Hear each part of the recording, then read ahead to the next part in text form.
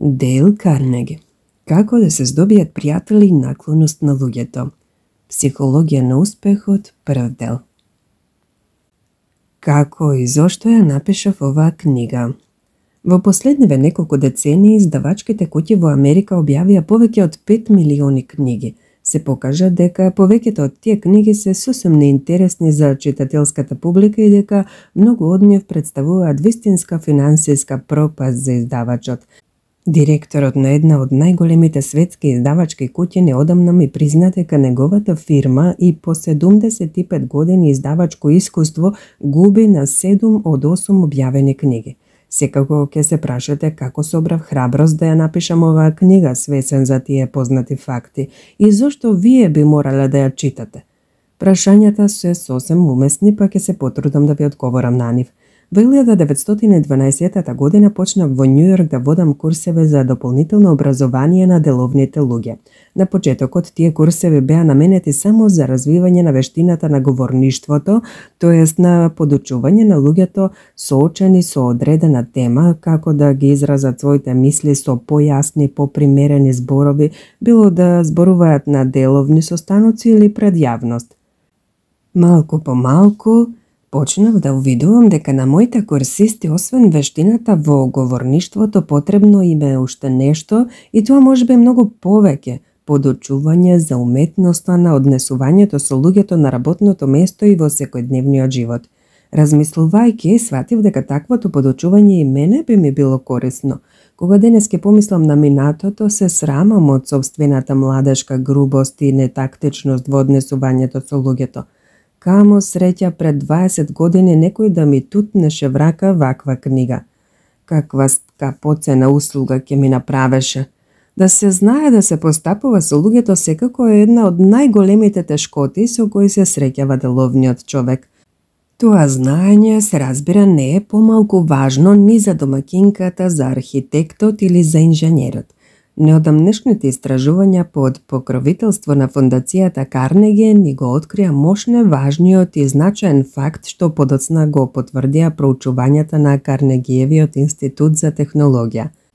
Споменатите истражувања докажаа дека во таквите строго технички професии, каква што е инженерската струка, одвај 15% од успехот на инженерот отпаѓаат на неговото техничко знаење, додека цели 85% зависат од неговата способност за правилно постапување со луѓето, тоест од неговите карактерни и човечки особини и од начинот на раководење со луѓето.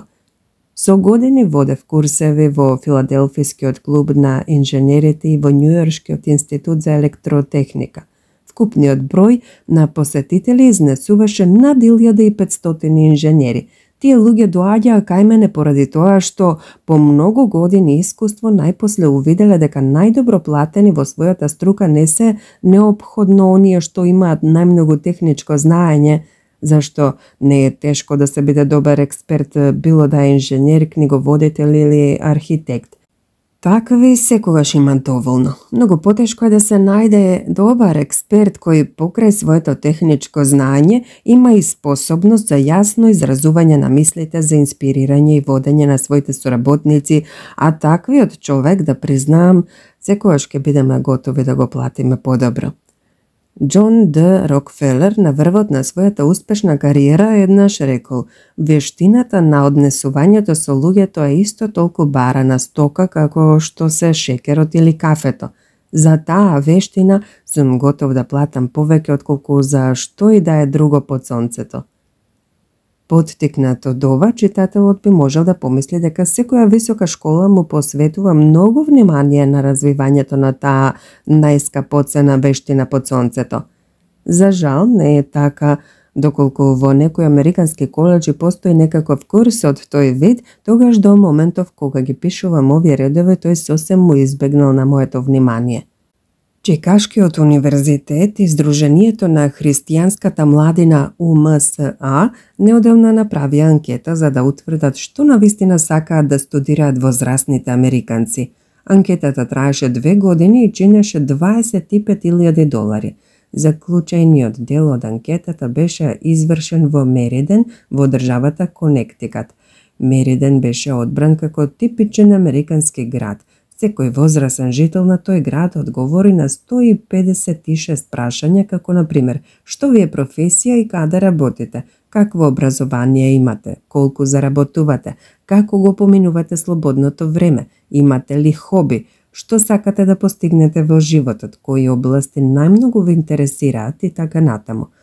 Анкетата утврди дека возрастните најмногу ги интересира проблемот на здравјето, а веднаш потоа луѓето, тоест како да се разберат другите и како да се согласиме со нив, како да се освои нивната наклоност и како да ги привлечеме кон својот начин на мислење.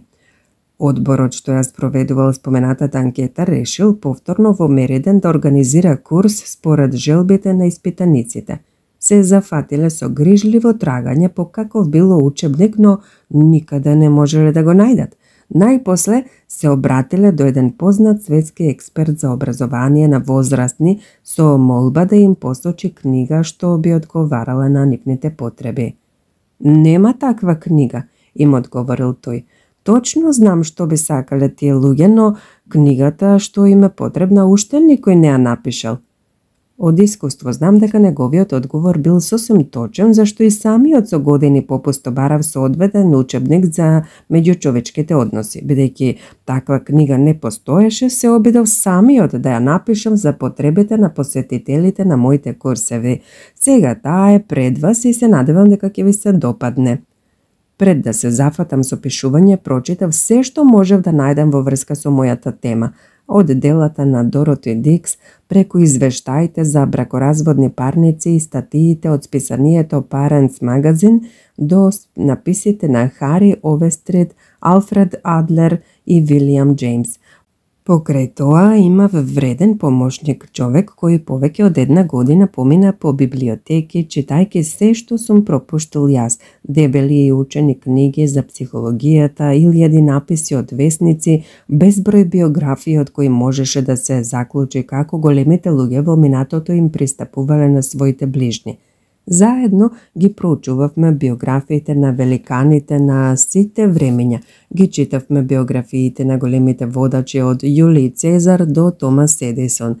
Се сеќавам дека прочитавме повеќе од 100 биографии само на Теодор Рузвелт.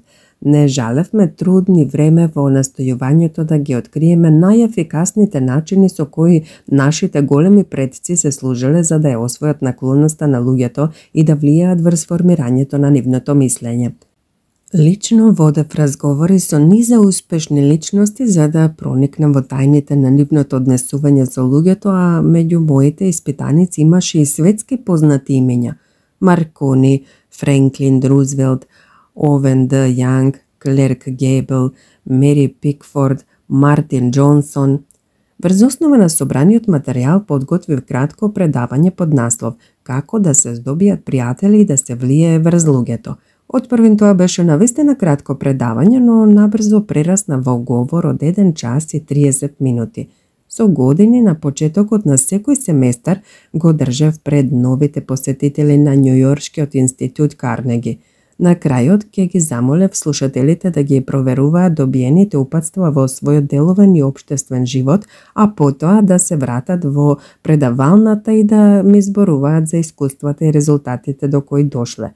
Колку интересна задача беше тоа за нив. Сите тие мажи и жени што имаа желба за самоусовршување беа восхитени од мислата дека станале соработници на еден нов вид лабораторија, единствена установа за изучување на односите меѓу луѓето. Оваа книга не е напишана на брзина. Таа растеше како дете, растеше и се развиваше од споменатата установа и од искуствата на илјадници возрастни луѓе. Пред многу години почнавме со низа правила печатени на лист хартија кој не беше поголем од поштенската картичка. Следната година издадовме поголем лист, а потоа книшка, па неколку книшки кои по обемот и содржината стануваат секогаш поопширни од претходните и сега по 15 години истражување нашиот труд прерасна во книга. Правилата што ги скицирав тука не се само теоретски поставки и груби предпоставки. Тие се остваруваат во практиката со сила на волшебство. Може да изгледа неверојатно, но јас многу пати бев сведок на коренита промена на судбината кај многу луѓе, промена што настапуваше со примена на тука изложените принципи. Минатата година, например, моите предавања ги посетуваше еден човек кој управува со фирма со 314 вработени. Тој човек со години без никаква грижа и такт ги критикувал и ги карал подчинетите. Од неговата уста никогаш не се слушал љубезен збор на почитување и охрабрување. Откако ги проучил принципите на оваа книга, мојот посетител сосем ја променил животната филозофија, а меѓу луѓето во неговата фирма завладеал дух на дотогаш непозната слога, работно воодушевување и соработка. До тогашните 314 непријатели сега се претвориле во 314 пријатели, или како што самиот горделиво им раскажуваше на посетителите на мојот курс. Порано, кога ќе прошетав низ фирмата, никој не ме поздравуваше. Штом ќе почувствува дека им се доближувам, службениците го вртеа погледот настрана, а сега сите ми се пријатели, дури и портирот ми се обраќа на име. На тој работодавец работата сега му оди подобро, има многу повеќе слободно време и, што е најважно, наоѓа многу повеќе задоволство и во деловниот и во личниот живот. Со примената на овие принципи, безброј трговци за мошно кратко време успеле да ја зголемат продажбата. Многу умина создадоа нови врски за кои дотогаш можеле само да сонуваат. Председателите на многу здруженија добиле поголеми овластувања и подобри плати. Еден директор минатата година ми раскажа дека доходот му пораснал за цели $5,000 годишно, и тоа главно затоа што на работа ги применувал вистините од оваа книга. На еден од директорите на Филаделфиската фабрика за газ му се заканувало отпуштање од работа поради тоа што секогаш настапувал воинствено и што не бил вешт во раководењето со луѓето. Знаењето добиено на моите курсеви не само што му помогнало во 65-тата година од животот да ја избегне опасноста од отпуштање, туку му донело унапредување во работата. Бидејќи на крајот од секој наш курс обично приредуваме мала забава, сопругите на моите курсисти безброј пати ми раскажуваат дека домовите им станале многу посрекни откако нивните мажи ги посетуваат овие курсеви. Луѓето често се вџашани од ненадејните успеси што ги постигнуваат. Сето тоа им се чини како некакво волшебство. Често се случува во жарот на воодушевување да ме покануваат дома и во недела, зашто не можат да дочекаат 24 часа за да ми раскажат за своите успеси пред другите посетители. Се сеќавам на еден курсист кого што разговорот за овие принципи толку го возбуди што до доцна навечер расправал за нив со другите посетители. Кога во 3 часот наутро другите отишле дома да си легнат, тој и натаму останал да седи во училницата. Собствените грешки толку го потресле, а визијата за еден нов и побогат свет што се укажувал пред него толку го воодушевила што не спиел уште цели 2 ноќи. Каков човек беше тој? Може би ќе помислите дека станува збор за нешколувана, наивна личност, готова да се занесе по секоја новина што ќе дојде до раката. Не беше така. Тој беше високо образован трговец со уметнички дела, угледен граѓанин кој зборува 3 јазика и има дипломи од 2 странски универзитета. Еден стар њујорчанец, човек со харвардска диплома, угледен член во њујоршките општествени кругови и собственик на фабрика за килими, ми рече дека во текот на 3,5 месеци на мојот курс научил повеќе за умешноста за однесувањето со луѓето одошто во целите 4 години на универзитетот. Вам може би тоа ви се чини смешно, неумесно и претерано.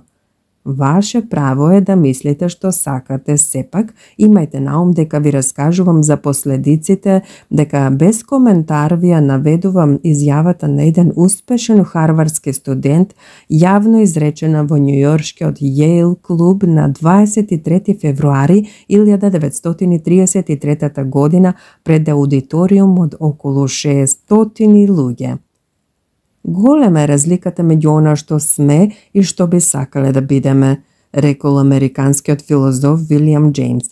Користиме само мал дел од нашите телесни и умствени резерви. Воопштено зборувајќи, човечкото суштество живее под просекот на своите способности. Надарено е со секакви способности, а со многу од нив никогаш не се служи. Единствената цел на оваа книга е да ви помогне да ги откриете, да ги развиете и да ги употребите токму тие неискористени способности, како што рекол доктор Џон Г. Хибен, некогашен председател на Универзитетот Принстон, образованието е дораснатост за сите животни ситуации. Па, ако на крајот на првите 3 глави од оваа книга почувствувате дека не сте созреле ни малку повеќе за некои животни ситуации, ќе сметам дека, барем што се однесува до вас, сосем сум ја промашил целта. Зашто според Херберт Спенсер, големата цел на образованието не е знаењето, туку акцијата, а ова е книга за акција. Мојов увод, како и сите уводи, е многу долг. Затоа, да одиме понатаму, да се фатиме во костец со она што ви недостига. Прочитајте, ве молам, првата глава. Прв дел. Основни принципи за однесувањето со луѓето. Ако сакате да собирате мед, не удирајте по кошницата. На 7. мај 1931 година Њујорк бил сведок на најсензационален лов на човек што се одиграл на неговите улици. Полицијата по повеќе недели трагање го намирисала Кроули за коравен револверист, убиец кој патем речено ни пиел ни пушел и го обколила во станот на неговата пријателка во авенијата Вест Енд. 150 полицајци и детективи го запоседнале Кроулиевото таванско засолниште. Пробивајќи дупка на покривот, се обидувале со солзавец да го истераат од станот. Потоа на покривите на соседните куќи наместиле митралези и по најубавиот њујоршки стамбен кварт се разнеле звуци на револверски истрели и тракање на митралези. Стуткан зад една голема фотелја, Кроули неуморно одговарал на полицискиот оган. 10.000 возбудени граѓани наблюдувале битка каква што никој дотогаш не видел на улиците на Њујорк. Кога Кроули најпосле бил фатен, полицискиот комесар Малруни изјавил дека закоравениот револверист е еден од најопасните злосторници во историјата на Њујорк. Готов е да убие човек за најмала глупост, рече Малруни. Интересно е сепак да се знае што мислел самиот Кроули за себе си.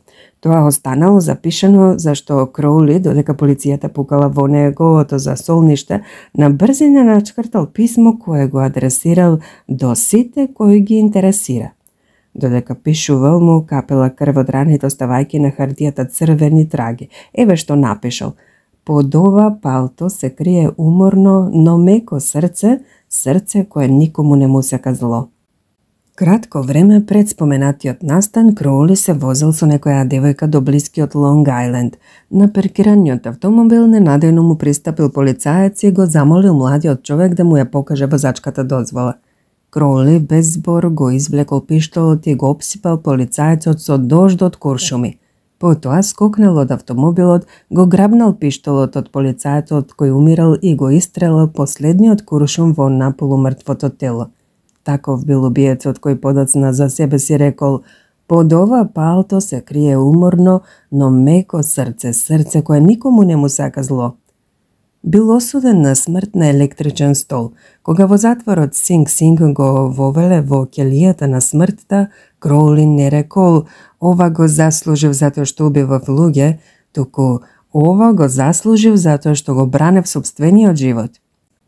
Каква е пулката од оваа приказна? Пулката е дека Кроули не се сметал виновен за ништо што не е невообичаено меѓу затворениците. Доколку не се согласувате, чујте го ова.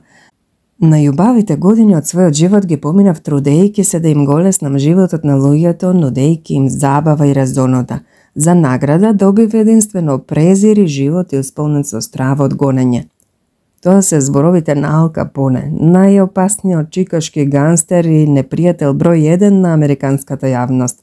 Како што гледате, Ал Капоне не се осудувал себе си за ништо. Се сметал за јавен добротвор, непризнат и несватен, но сепак добротвор. Истото за себе го рекол и Дач Шулц, кусо време пред да им подлегне на куршумите на конкурентската гангстерска банда во Њујорк. Дач Шулц, еден од највелканите њујоршки гангстери, им изјавил на новинарите дека се смета себе си за јавен добротвор. Тој и навистина верувал во тоа.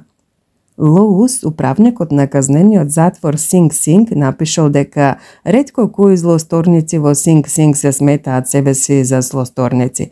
Тие сметаат дека се човечки суштества исто како сите други. Затоа се обидуваат да се оправдаат, ги бараат причините што ги навеле на грабеж и убивање.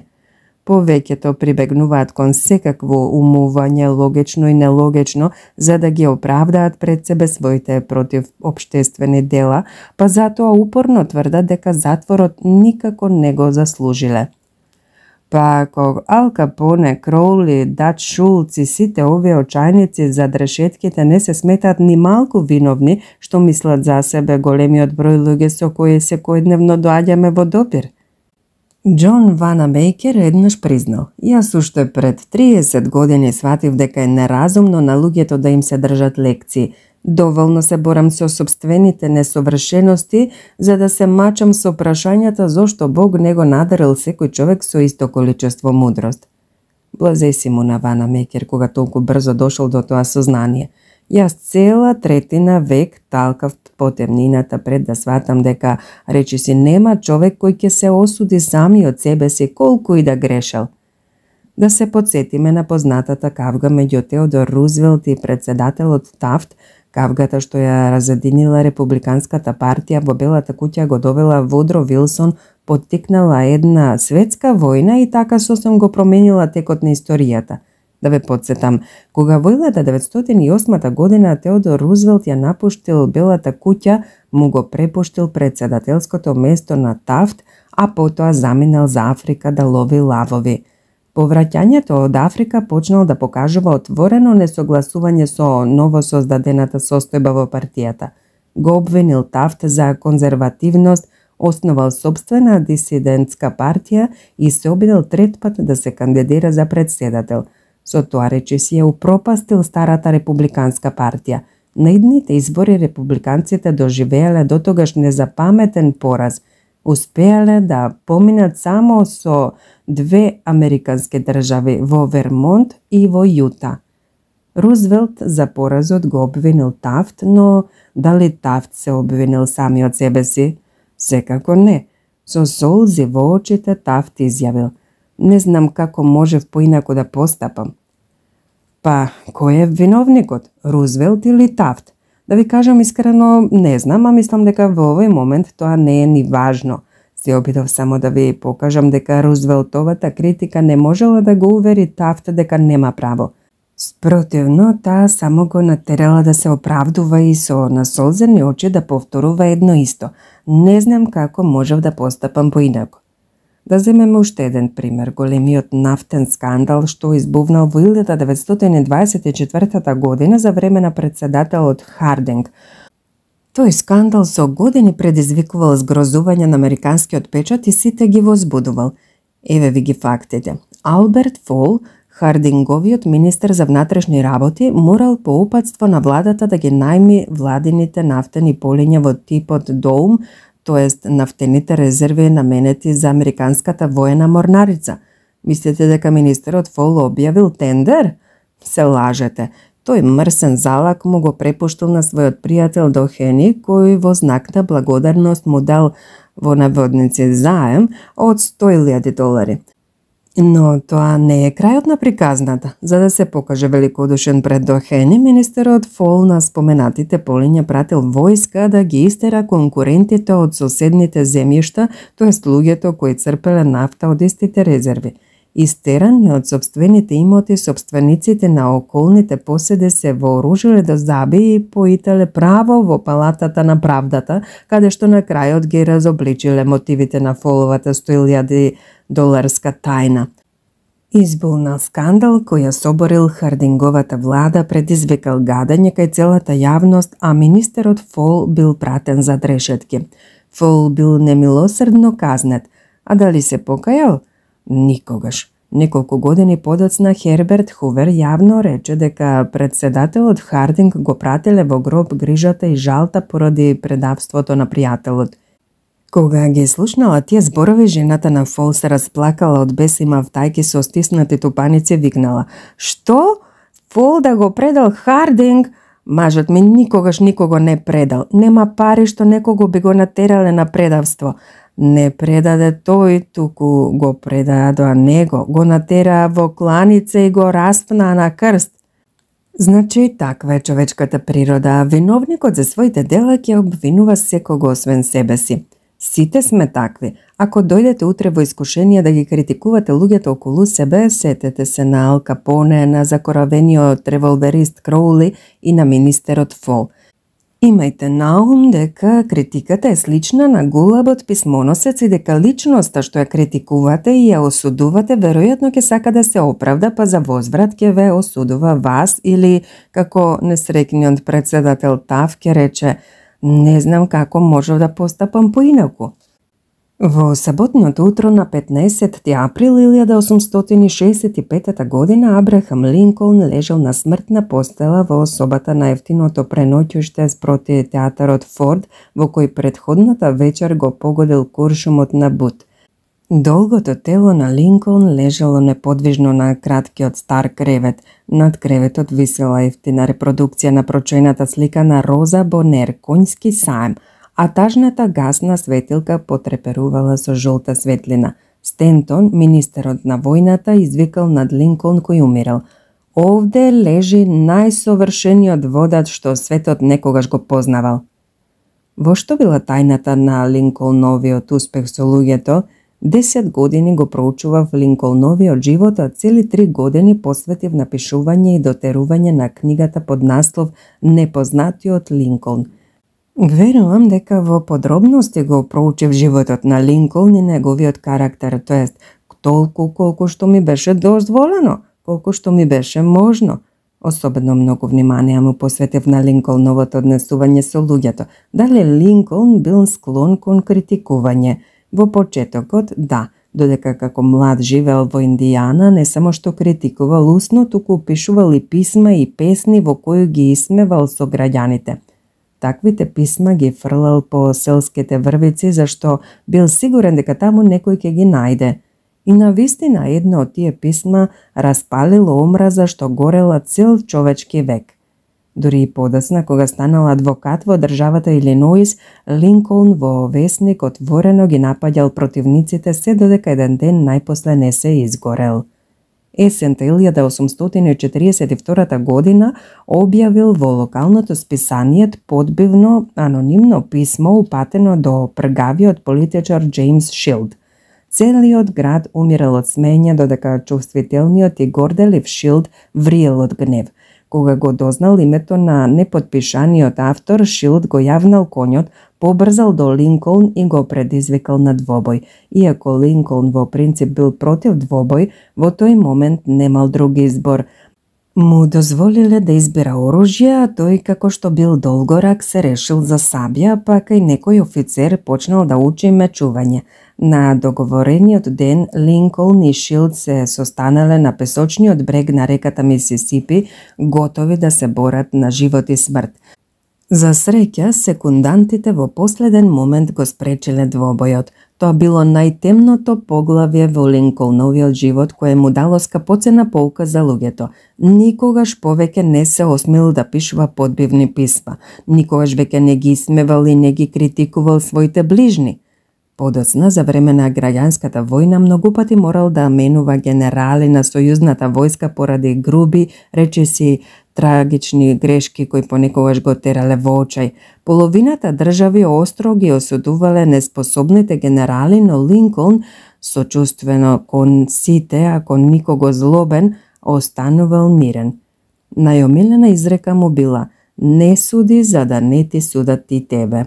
Еднаш, кога жена му и пријателите остро зборувале за јужњаците, Линколн им одговорил: Не осудувајте ги премногу, зашто се такви какви што ќе бевме и ние во слични околности.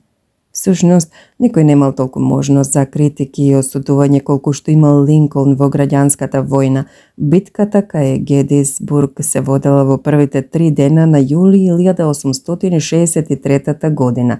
Ноќта на 4 јули генерал Ли почнал да се повлекува кон југ, следен од бура и непрекинат дожд. Кога со поразената војска дошол до реката Потомак, сватил дека е фатен во стапица. Пред него биле надојдените непроодни води, а зад него победоносната северњачка војска. Линколн го знаел тоа. Му се укажала златна од Бога дадена можност да ја победе војската на Ли и да ја докрајчи војната. Затоа на врховниот командант Мид веднаш му телеграфирал да не го свикува воениот совет, туку веднаш да го нападне Ли. Меѓутоа, Мид постапил спротивно на Линколновата наредба. Го свикал воениот совет, а потоа почнал да одолжува, да праќа телеграми со секакви изговори и најпосле отворено одбил да ја нападне јужњачката војска. Во меѓувреме реката се повлекла, а Ли со своите сили избегал на другиот брег. Линколн бил бесен. "Што значи тоа?" му викнал на својот син Роберт. "Ни беа пред носот, требаше само да подадеме раце за да ги докрајчиме, а сепак ништо не можеше да ги покрене нашите сили. Во такви околности најнеспособниот генерал ќе го победеше Ли. Да се затекнав таму, ќе го камшикував со сопствена рака." Многу разочарен, Линколн се фатил за перото и му напишал писмо на Мид. А Линколн, ако се сеќавате, во тоа време од животот бил мошне предпазлив и скржав на критика. Затоа тоа писмо, напишано во 1863 година, е еднакво на најостар укор. "Мој драги генерале, не верувам дека сваќате што значи за нас бегството на Ли. Ни беше на дофат на раката, требаше само да го обколиме за да ја докрајчиме војната, подпомогнати од другите наши успеси во последно време. Сега таа војна ќе се развлече во бескрај. Ако минатиот понеделник не ви поиде од рака да го нападнете Ли, мислите ли дека ќе можете да го сторите тоа на јужниот брег кога со себе ќе имате само 1/3 од војската? Би било неразумно да се очекува, па затоа и не очекувам дека сега ќе можете да сторите што и да е. Ви избега златна можност, а мене тоа неизмерно ме боли." Што мислите, како реагирал Мид кога го прочитал писмото од Линколн? Ќе ви ја кажам вистината. Не го ни видел, зашто Линколн никогаш не го пратил. Го нашле во Линколновата преписка по неговата смрт. Јас би рекол, иако само нагаѓам, дека Линколн, откако го напишал писмото, погледнал низ прозорецот и си рекол самиот себе си: "Почекај малку, не смеш да избрзуваш. Лесно ти е тебе да седиш во Белата куќа и да му праќаш на Мид наредби за напад. Да беше во Гетисбург и да се изнагледа на сета онаа крв што ја видел Мид во текот на последната недела, да ти ги пробива ушите писоците на ранетите и на оние што умираат, можеби и ти не ќе сакаше да тргнеш во напад. Да си избувлив како Мид, можеби ќе постапеше токму како него. Впрочем, сега веќе тоа не е важно. Ако го пратам писмово, ќе дадам оддишка на душата, но ќе го постигнам само тоа Мид да почне да се правда и на крајот ќе ме обвини мене за собствената грешка. Писмото ќе го сврти против мене, ќе му ја намали оперативноста, а можеби дури ќе го натера да даде оставка." И така Линколн не го пратил писмото, зашто горчливото искуство го научило дека од остра критика и од прекори нема никаква полза. Кога би се нашол во недоумица како да постапи во некоја сложена ситуација, председателот Теодор Рузвелт обично ќе се загледал во големиот портрет на Линколн, што му висел над масата за пишување во Белата куќа, и потоа ќе се прашал: како би постапил Линколн кога би се нашол пред ваков проблем? Имате ли можеби меѓу познатите и пријателите некого кого што би сакале да го промените, да го направите посовршен? Прекрасно. Јас немам ништо против тоа, само зошто не би почнале од себе си? Тоа од многу себечни причини е многу покорисно од што да се обидете да ги исправате другите, а наедно е и многу побезопасно. Го ценам човекот чија што борба почнува во него самиот, рекол Браунинг. Ако се зафатите со самоусовршување уште денес, секако ќе ви бидат потребни неколку месеци за да постигнете нешто. Да речеме до Нова година, но затоа за време на новогодишните празници ќе можете да здивнете, па потоа во новата година колку што сакате ќе ги менувате и ќе ги критикувате другите. Сепак, почнете од себе си.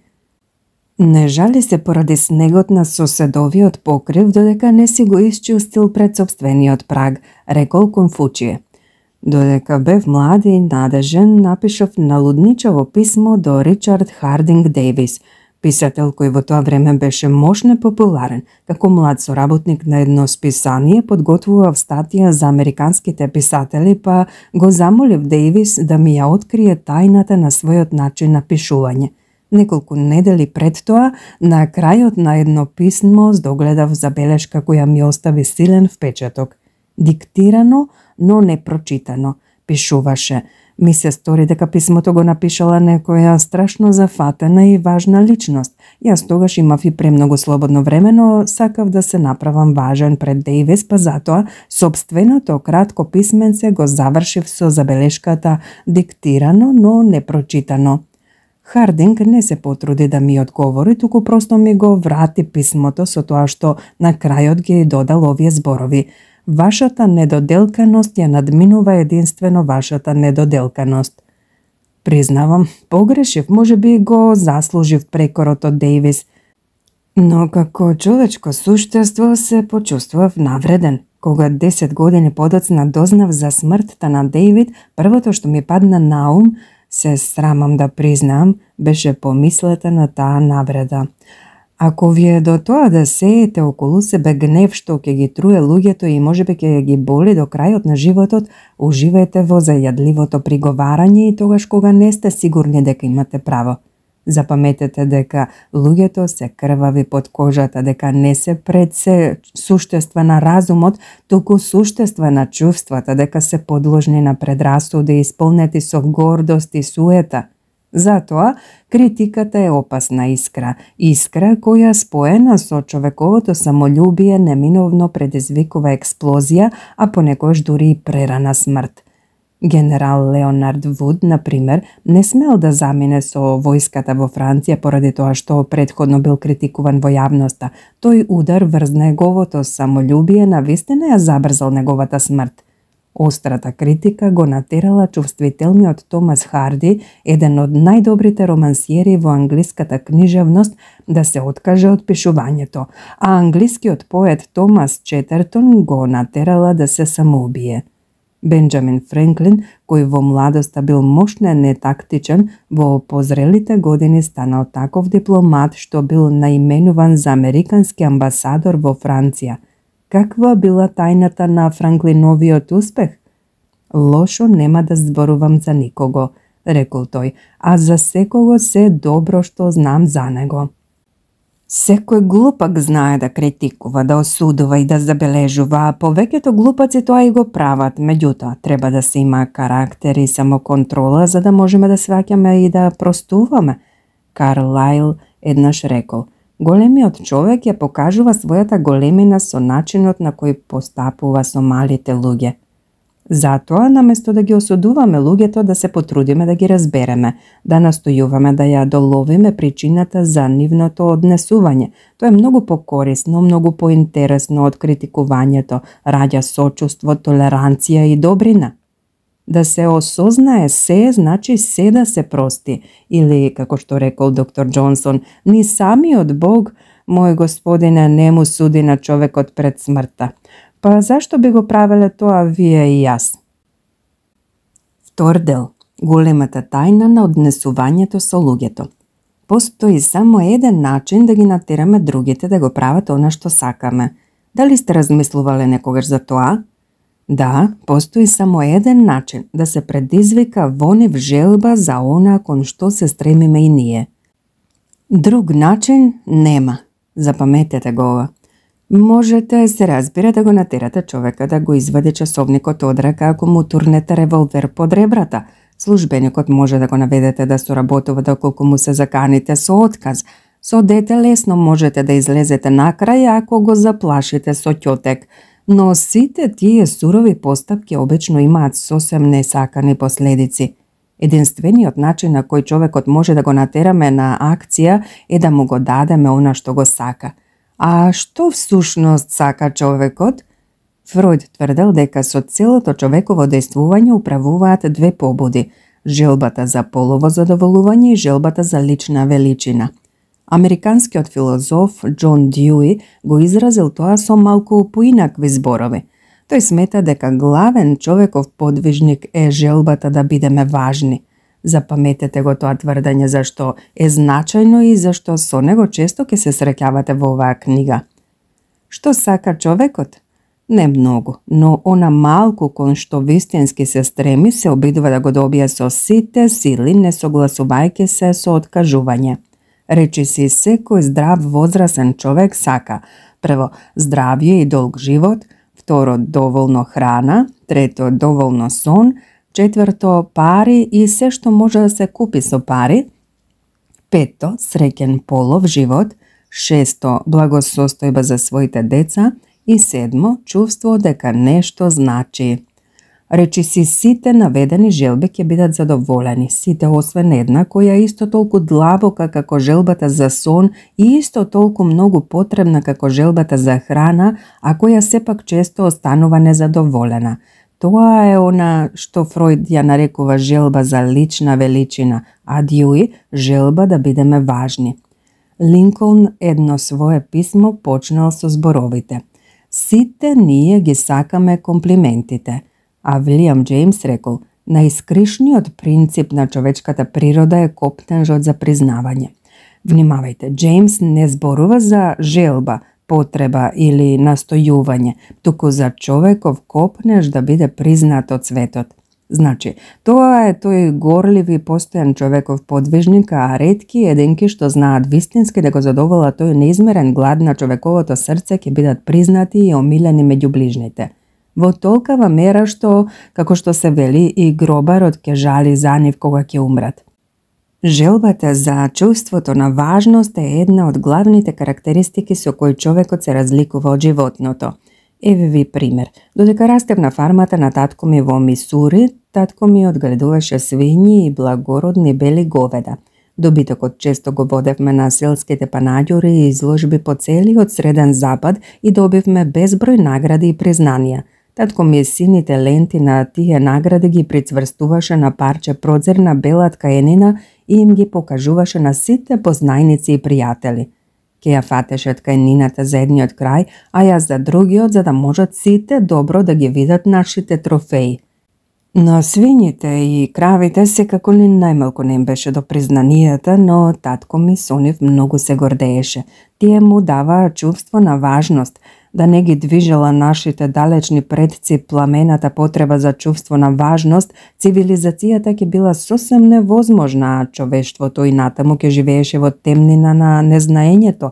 Токму таа желба натерала еден неук сиромашен трговски помошник да ги проучува правните книги што случајно ги нашол на дното на бочвата купена за само 50 центи. Секако знаете на кого мислам. Презимето му било Линколн. Истата таа желба за чувство на важност го натерала Дикенс да ги пишува безсмртните романи, а архитектот Кристофер Рен да ги обликува своите симфонии во камен.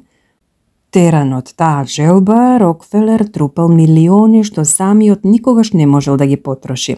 Од исти побуди, богатите од целиот свет градат куќи кои се преголеми за нивните лични потреби. Поради таа желба настојуваме да бидеме облечени според последната мода, да возиме автомобили од најнов тип, на сите да им раскажуваме за своите гениални деца. Таа желба многу млади луѓе ги тера на патот на злосторството, ги претвора во престапници и убијци. Денешниот просечен млад престапник, рекол бившиот полициски комесар на Њујорк, е заљубен во себе, па штом го фатиме сака да ги види весниците за да ја најде во сензационалните вести сликата од себе како херој. Непријатната можност да заврши на електричен стол му се чини премногу далечна, се до тогаш додека фотографијата на неговата ништозност се наоѓа на насловните страници на дневниот печат покрај филмските звезди Ајнштајн, Линдберг, Тосканини и Рузвелт. Кажи ми како ја задоволуваш својата потреба за важност, па ќе ти кажам кој си. Во неа е содржана сета особеност на тебе како личност. Например, Рокфелер ја задоволил таа потреба со паричен подарок за изградба на современа болница во Пекинг, наменета за лекување на милиони луѓе кои никогаш не ги видел ниту ќе ги види. Дилинџер, од друга страна, своето чувство за важност го црпел од обивањето банки и убивањето на луѓе, од сознанието дека е државен непријател број 1. Еднаш кога го гонела полицијата, упаднал во некоја селска куќа во Минесота и викнал: "Јас сум Дилинџер, нема да ви сторам ништо лошо, но знајте дека сум Дилинџер." Суштествената разлика меѓу Дилинџер и Рокфелер е во начинот на задоволување на желбата за важност. Историјата е полна со смешни примери од кои гледаме како проучените луѓе настојуваат да ја задоволат таа желба. Дури и Џорџ Вашингтон сакал да го викаат неговата висост председателот на Соединетите држави, а Колумбо се борел за прекар адмирал на океанот, вице-крал на Индија. Катарина Велика не сакала да ги отвара писмата кои не биле адресирани до нејзиното царско величество, а жената на Линколн во Белата куќа се разбеснала на жената на генерал Грант и извикала: "Како се осмелувате да седнете пред јас да ви го дозволам тоа?" Некои американски милионери парично ја потпомогнале Бердовата експедиција на Јужниот пол со премолчан услов ледените врвови и гори на Антарктикот да добијат име по нив. Виктор Иго копнел Парис во негова чест да биде наречен по негово име. Дури и Шекспир, најголемиот меѓу најголемите, се борел за благороднички грб со желба на своето име да му додаде уште поголем сјај. Во настојувањето да поттикнат сочувство и внимание од околината, луѓето понекогаш се преправаат дека се вистински инвалиди. Господја Мекинли, например, го присилувала својот маж, председател на САД, да занемарува важни државни работи за да може со часови да седи покрај незиниот кревет, успивајќи ја. Од болната потреба за внимание барала од него да присуствува на секоја нејзина посета на Забар, па еднаш му приредила страшна сцена пред Забарот само затоа што морал да замина на еден важен состанок со државниот секретар. Знам за примерот на една силна млада жена која се разболела, сваќајќи дека младоста и поминува, а принцот на бел конј се уште го нема. Помислувајќи на долгите години на осаменост и едноличен живот, легнала во постела и дозволила на мајка си да ја храни и да ја негува цели 10 години. Кога исцрпената старица најпосле се разболела и умрела, вообразената болна останала безпомошна да лежи уште неколку недели, а потоа еден ден ненадојдно станала, се облекла и почнала одново да живее нормален живот. Некои угледни психијатри тврдат дека човек понекогаш бега во лудило за да ја задоволи желбата за чувство на важност во измислениот свет на фантазијата, желба која во животот на суровата реалност му била ускратена. Бројот на пациентите во душевните болници на САД е поголем од збирот на сите други болни. Во просек, секој 20 жител на државата Њу Јорк постар од 15 години поминува 7 години од животот во болница за душевни болести. Што е причина за душевните заболувања? Никој всушност не може да одговори на тоа сложено прашање, но познато е дека некои болести, например сифилисот, ги уништуваат мозочните клетки и така предизвикуваат душевни растројства. Приближно половина од сите душевни заболувања треба да се припишат на физичките причини, како што се оштетувањата на мозокот, алкохолот, токсините и телесните повреди. Но, кај другата половина душевни болни, не е можно да се утврди какво и да е органско нарушување на мозочните клетки. По правило, при обдукција и внимателно испитување на мозочното ткиво под најсилен микроскоп се утврдува дека мозокот на душевните болни по ништо не се разликува од мозокот на здрав човек. Тогаш, зошто таквите луѓе душевно заболуваат? Неодамна тоа прашање му го поставив на примариусот на најдобрата американска болница за душевни болести. Тој прочуен и признат експерт искрено ми призна дека не знае зошто телесно здравиот човек може наеднаш душевно да заболи. Тоа всушност никој не го знае. Ми рече сепак дека многу душевни болни во своето затемнување наоѓаат потврда на сопствената важност што не можеле да добијат во вистинскиот живот. Потоа ми ја раскажа оваа згода. Токму сега имам пациентка која доживеела брачна трагедија. Сакала љубов, сексуално задоволување, деца и позиција во општеството, но животот и ги разурнал сите соништа. Мажот не сакал дури ни да јаде со неа. Морала да му носи храна во спалната соба, немала деца ни вработување. Најпосле кутрата душевно се разболела, па во својата помраченост почнала да замислува дека се развела од мажот и дека пак го има моминското презиме. Сега верува дека е омажена за некој англиски лорд, па сака да ја викаме Леди Смит. А што се однесува до децата, вообразува дека секоја ноќ раѓа ново дете. Секој пат кога ќе ја посетам ми вели: "Докторе, синок ја родив." Бродовите на нејзините соништа се заринкале на острите гребени на животот. Сега мирно живее на волшебните сончеви острови на безумието, а нејзините сонувани бродови пловат во сигурни пристаништа со надуени едра со песната на ветерот меѓу јарболите. Трагично? Не знам. Нејзиниот лекар ми рече, кога со едно движење на раката би можел да и го вратам разумот, не би го сторил тоа. Вака е многу посреќна. Општо земено, душевните болни се посреќни од нормалните луѓе. Многумина уживаат во својата состојба која, да признаеме, им ги решила сите проблеми. Со радост ќе ви потпишат чек од $1.000.000 и ќе ви напишат препорака за прием кај Ага Кан. Во својот нереален свет тие го наоѓаат чувството на важност за која некогаш попусто копнееле. Па, ако луѓето толку имаат желба за внимание и признание што буквално полудуваат во настојувањето да ги добијат, замислете какви чуда можете да постигнете оддавајќи им искрено признание на нормалните луѓе во секојдневниот живот. Американскиот крал на челикот Ендрю Карнеги му плаќал на својот помошник Чарлс Шваб баснословна плата од $1.000.000 годишно. Зошто? Мислите дека Шваб бил гений? Дека за производството на челик знаел повеќе од другите? Глупости. Шваб самиот ми призна дека многу инженери во фабриката знаеле за производството на челик повеќе од него. Ми рече дека толку висока плата добивал главно поради тоа што знаел правилно да постапува со луѓето. Дозволете ми овде во целост да ги наведам неговите зборови. Зборови што би требало да се излеат во бронза и да им се влеат во главата на школските деца, наместо да ги мачиме со менување на латинските глаголи и се околичеството врнежи во Бразил. Зборови кои ќе ни го променат животот доколку сакаме да се придржуваме кон нив. Сметам дека најголемата дарба што ја имам е способноста кај другите луѓе да поттикнам работен занес и со признание и пофалба да го поттикнувам она што е највредно кај нив. Ништо не е толку погубно за човековата волја како критиката од страна на предпоставените. Јас никогаш никого не критикувам зашто верувам во делотворноста на поттикот за работа. Затоа секогаш настојувам да најдем зборови за пофалба, а мразам да пронаоѓам грешки.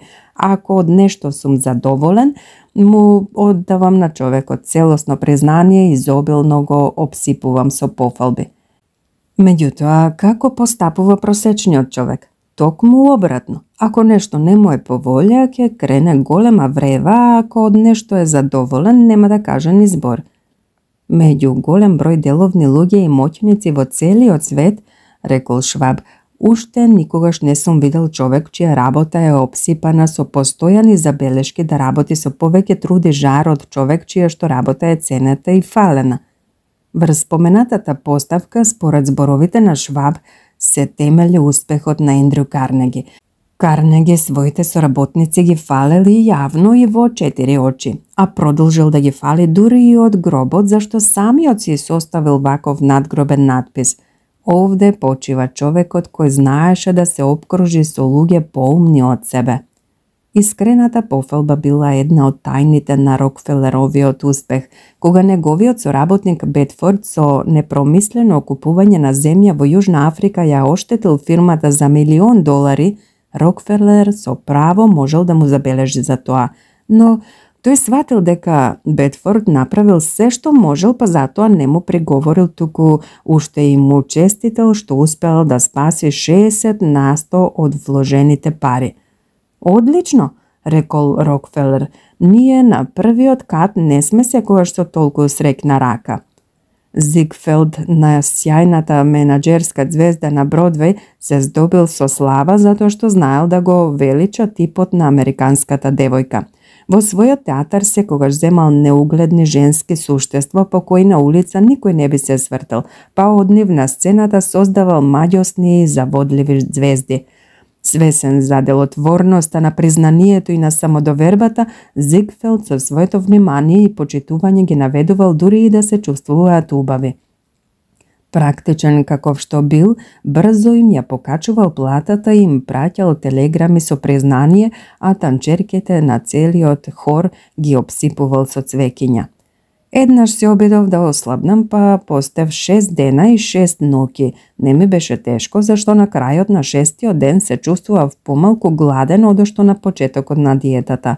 Кога некој своето семејство или соработниците би ги изгладнувал цели 6 дена, тоа би го сметале за злосторство. Но зар не би можеле да ги наречеме злосторници луѓето кои своите ближни со денови, недели и години ги мачат со глад за признание, а признанието му е потребно на човечкото суштество речиси исто толку колку и храната. Научени сме на своите деца, на пријателите и соработниците да им нудиме телесна храна, но ретко ни паѓа наум дека би морале да го охраниме нивното самопочитување. Со месо и со печени компери ја одржуваме нивната сила, заборавајќи да им подариме љубезен збор на пофалба што со години ќе им одзвонува во сеќавањето слично на најфина музика. Мнозина читатели секако ќе речат глупости, чукање, празна слама, ласкање и умилкување. Сето тоа веќе сум го испробал, но не пали, особено нека и умни луѓе. Се разбира, со ласкање ретко кога ќе постигнеме нешто кај умните луѓе, зашто тоа е плитко, себечно и неискрено. Самото ласкање е осудено на пропаст, иако за жал некои луѓе толку копнеат по признание што се готови да голтнат што и да е, токму како што на човекот кој умира од глад нема да му се гади да јаде трева и корења. Зошто, например, браќата Мондивани ги освојувале срцата на толку жени? Со што тие принцови привлекле во брак две познати филмски убавици, една призната примадона и една милионерка од светски глас? Еве како им одговори на тоа прашање Пола Негри, голема уметница и добар познавач на машката природа. Браќата Мондивани имаа проникнато во умешноста за ласкање подобро од секој маж што некогаш сум го запознала, а тоа умење речиси заборавено во суровиот подбивен свет на денешнината. Верувајте, во тоа е тајната на нивната надприродност, ја искусив на собствената кожа. И англиската кралица Викторија била приемлива за ласкање. Дизраели признал дека наголемо ја искористувал таа нејзина слабост или, како што рекол самиот, и ги мачкал очите со мистрија.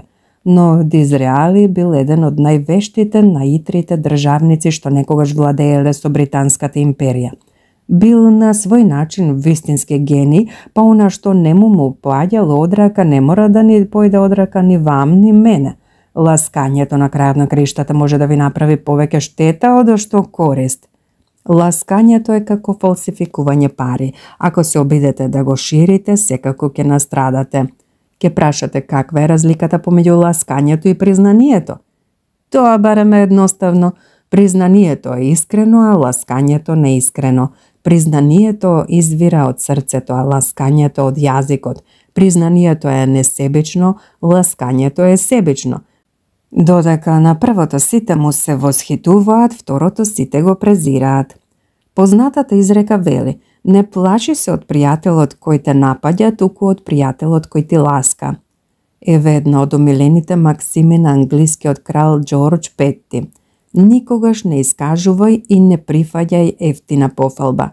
А ласкањето е токму тоа, ефтина пофалба. Или според една друга дефиниција, да ласкаш значи да му го зборуваш на друг човек токму она што самиот си го мисли за себе си. Затоа не мислете дека ви препорачувам умилкување. Никако. Кога умешноста за живење би се состоела од ласкање, секој лесно би можел да стане мајстор во меѓучовечките односи. Ако не сме зафатени со помна работа, сите ние поминуваме 90% од слободното време размислувајќи за себе си. Ако само мал дел од тоа време посветиме на размислувањето за добрите карактеристики на другите луѓе, нема да ни биде потребно да прибегнуваме кон ласкави зборови кои се толку ефтини и неискрени што секој умен ќе ги прочита и пред да ги изговориме до крај. Емерсон рекол: секој човек што ќе го запознаам на некој начин е повреден од мене поради тоа што од секого по нешто научувам.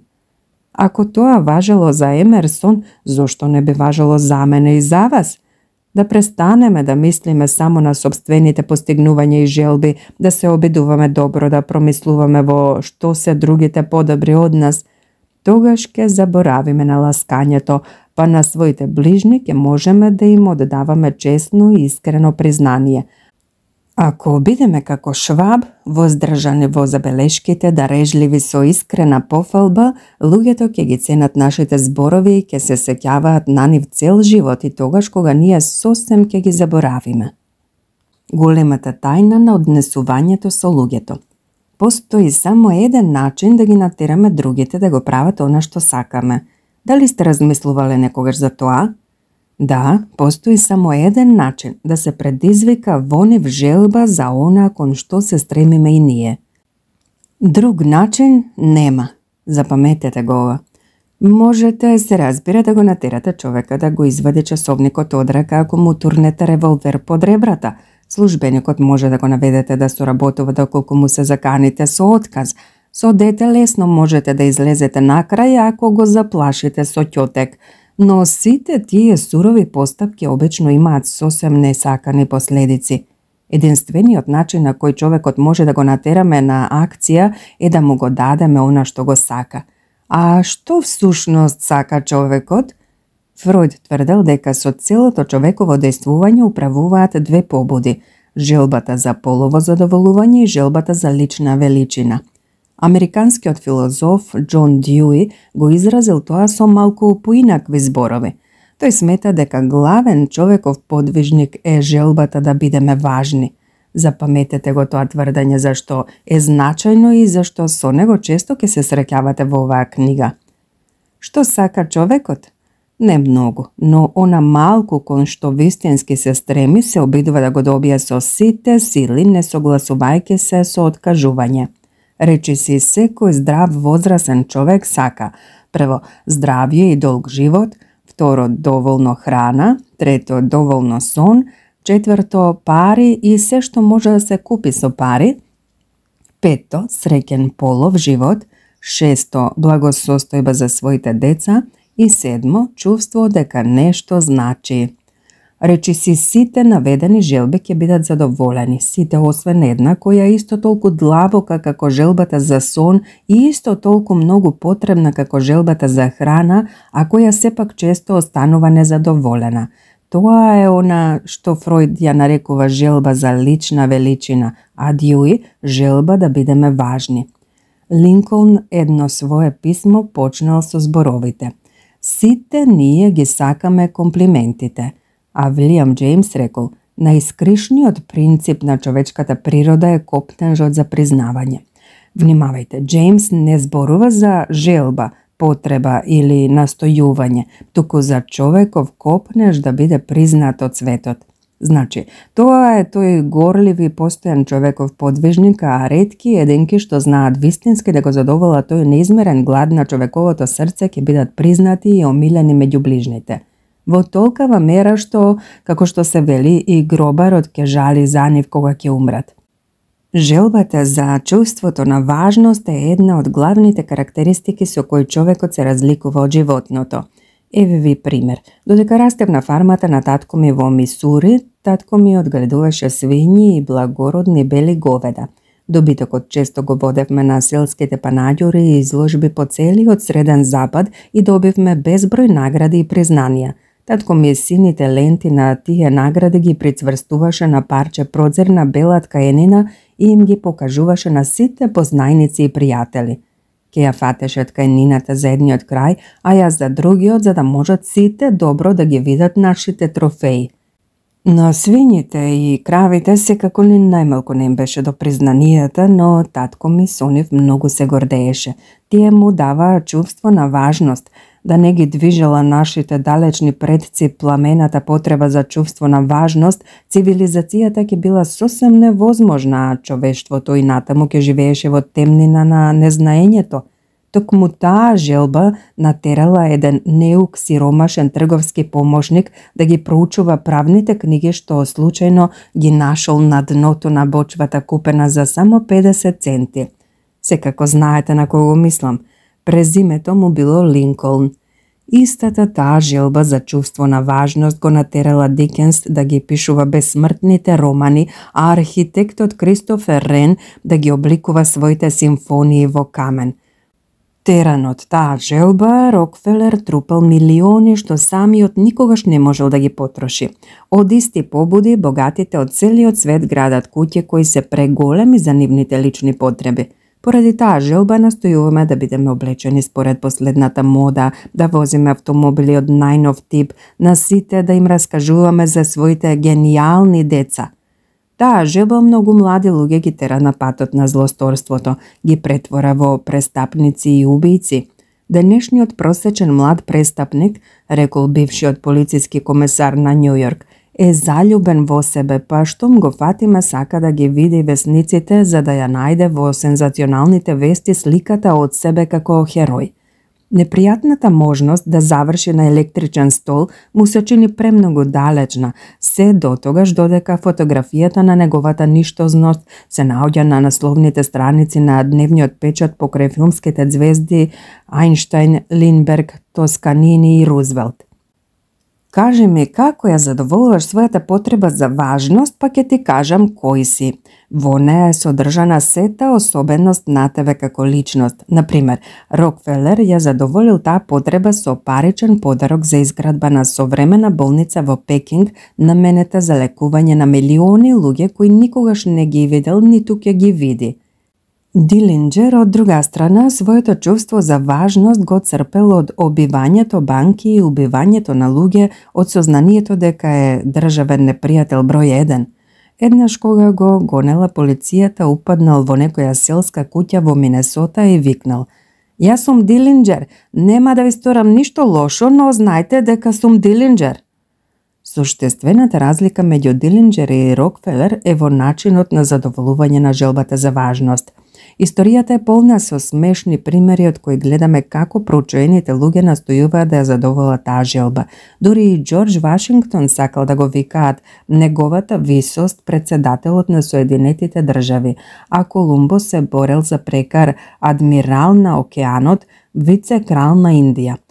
Катарина Велика не сакала да ги отвара писмата кои не биле адресирани до нејзиното царско величество, а жената на Линколн во Белата куќа се разбеснала на жената на генерал Грант и извикала: "Како се осмелувате да седнете пред јас да ви го дозволам тоа?"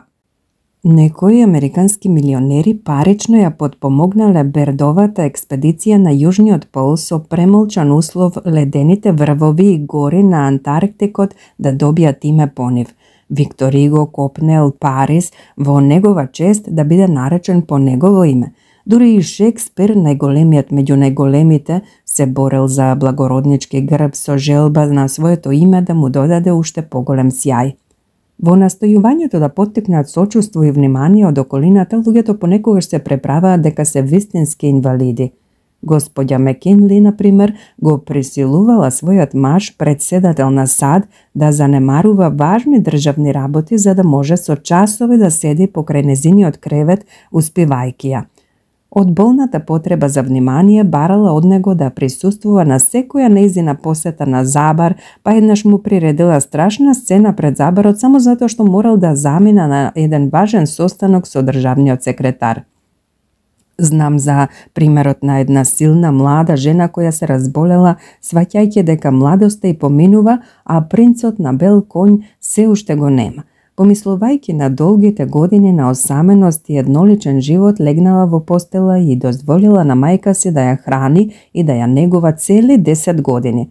Кога исцрпената старица најпосле се разболела и умрела, вообразената болна останала безпомошна да лежи уште неколку недели, а потоа еден ден не надојде. Станала, се облекла и почнала одново да живее нормален живот.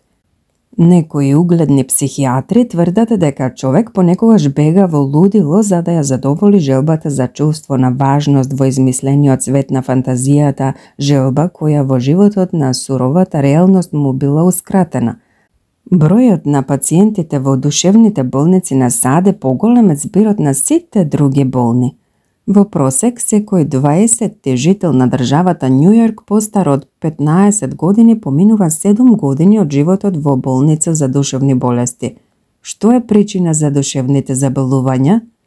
Никој всушност не може да одговори на тоа сложено прашање, но познато е дека некои болести, например сифилисот, ги уништуваат мозочните клетки и така предизвикуваат душевни расстройства.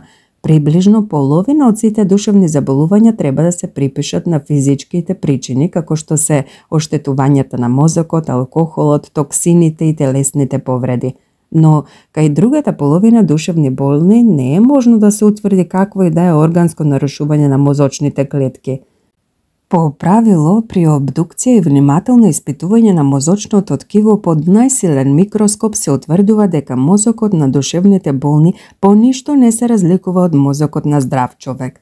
Тогаш, зошто таквите луѓе душевно заболуваат?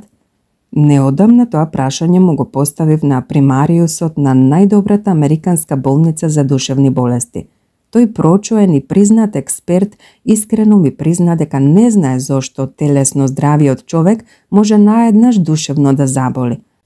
Тоа всушност никој не го знае. Ми рече сепак дека многу душевни болни во своето затемнување наоѓаат потврда на собствената важност што не можеле да добијат во вистинскиот живот. Потоа ми ја раскажа оваа згода. Токму сега имам пациентка која доживеела брачна трагедија. Сакала љубов, сексуално задоволување, деца и позиција во општеството, но животот и ги разурнал сите соништа. Мажот не сакал дури ни да јаде со неа. Морала да му носи храна во спалната соба, немала деца ни вработување. Најпосле кутрата душевно се разболела, па во својата помраченост почнала да замислува дека се развела од мажот и дека пак го има моминското презиме. Сега верува дека е омажена за некој англиски лорд, па сака да ја викаме Леди Смит. А што се однесува до децата, вообразува дека секоја ноќ раѓа ново дете. Секој пат кога ќе ја посета ми вели: "Докторе, синок ја родив." Бродовите на нејзините соништа се заринкале на острите гребени на животот.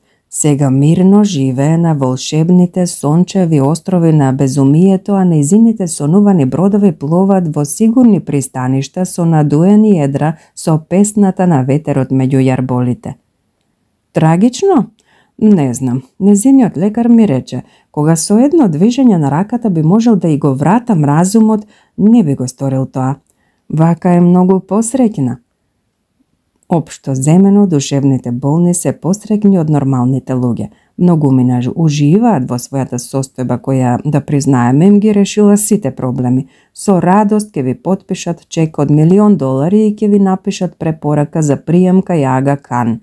Во својот нереален свет тие го наоѓаат чувството на важност за кое некогаш попусто копнееле. Па, ако луѓето толку имаат желба за внимание и признание што буквално полудуваат во настојувањето да ги добијат, замислете какви чуда можете да постигнете оддавајќи им искрено признание на нормалните луѓе во секојдневниот живот. Американскиот крал на челикот Ендрю Карнеги му плаќал на својот помошник Чарлс Шваб баснословна плата од $1.000.000 годишно. Зошто? Мислите дека Шваб бил гений? Дека за производството на челик знаел повеќе од другите? Глупости. Шваб самиот ми призна дека многу инженери во фабриката знаеле за производството на челик повеќе од него. Ми рече дека толку висока плата добивал главно поради тоа што знаел правилно да постапува со луѓето. Дозволете ми овде во целост да ги наведам неговите зборови. Зборови што би требало да се излеат во бронза и да им се влеат во главата на школските деца, наместо да ги мачиме со менување на латинските глаголи и се околи чеството врнежи во Бразил. Зборови кои ќе ни го променат животот доколку сакаме да се придржуваме кон нив. Сметам дека најголемата дарба што ја имаме е способноста кај другите луѓе да поттикнам работен занес и со признание и пофалба да го поттикнувам она што е највредно кај нив. Ништо не е толку погубно за човековата волја како критиката од страна на предпоставените. Јас никогаш никого не критикувам зашто верувам во делотворноста на поттикот за работа. Затоа секогаш настојувам да најдем зборови за пофалба, а мразам да пронаоѓам грешки. Ако од нешто сум задоволен, му оддавам на човекот целосно признание и изобилно го обсипувам со пофалби. Меѓутоа, како постапува просечниот човек? Токму обратно. Ако нешто не му е по волја, ќе крене голема врева, а ако од нешто е задоволен, нема да каже ни збор. Меѓу голем број деловни луѓе и моќници во целиот свет, рекол Шваб, уште никогаш не сум видел човек чија работа е обсипана со постојани забелешки да работи со повеќе труд и жар од човек чија што работа е ценета и фалена. Врз споменатата поставка, според зборовите на Шваб, се темели успехот на Ендрю Карнеги. Карнеги своите соработници ги фалели јавно и во 4 очи, а продолжил да ги фали дури и од гробот, зашто самиот си составил ваков надгробен надпис: "Овде почива човекот кој знаеше да се опкружи со луѓе поумни од себе." Искрената пофалба била една од тајните на Рокфелеровиот успех, кога неговиот соработник Бетфорд со непромислено окупување на земја во Јужна Африка ја оштетил фирмата за $1,000,000, Рокфелер со право можел да му забележи за тоа, но тој сватил дека Бетфорд направил се што можел, па затоа не му приговорил, туку уште и му честител што успел да спаси 60% од вложените пари. Одлично, рекол Рокфелер, ние на првиот кат не сме секогаш со толку срекна рака. Зигфелд, на сјајната менаџерска звезда на Бродвеј, се здобил со слава затоа што знаел да го велича типот на американската девојка. Во својот театар секогаш земал неугледни женски суштества по кои на улица никој не би се свртел, па од нив на сцената создавал маѓосни и заводливи звезди. Свесен за делотворноста на признанието и на самодовербата, Зигфелд со своето внимание и почитување ги наведувал дури и да се чувствуваат убави. Практичен каков што бил, брзо им ја покачувал платата и им праќал телеграми со признание, а танчерките на целиот хор ги обсипувал со цвеќиња. Еднаш се обидов да ослабнам, па постев 6 дена и 6 ноќи. Не ми беше тешко, зашто на крајот на 6-тиот ден се чувствував помалку гладен одошто на почетокот на диетата. Кога некој своето семејство или соработниците би ги изгладнувал цели 6 дена, тоа би го сметале за злосторство. Но зар не би можеле да ги наречеме злосторници луѓето кои своите ближни со денови, недели и години ги мачат со глад за признание, а признанието му е потребно на човечкото суштество речиси исто толку колку и храната. Научени сме на своите деца, на пријателите и соработниците да им нудиме телесна храна, но ретко ни паѓа наум дека би морале да го охраниме нивното самопочитување. Со месо и со печени компери ја одржуваме нивната сила, заборавајќи да им подариме љубезен збор на пофалба што со години ќе им одзвонува во сеќавањето слично на најфина музика. Мнозина читатели секако ќе речат глупости, чукање празна слама, ласкање и умилкување. Сето тоа веќе сум го испробал, но не пали, особено некај умни луѓе. Се разбира, со ласкање ретко кога ќе постигнеме нешто кај умните луѓе, зашто тоа е плитко, себично и неискрено. Самото ласкање е осудено на пропаст, иако за жал некои луѓе толку копнеат по признание што се готови да голтнат што и да е, токму како што на човекот кој умира од глад нема да му се гади да јаде трева и корења.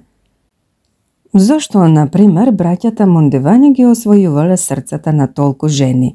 Со што тие принцови привлекле во брак две познати филмски убавици, една призната примадона и една милионерка од светски глас?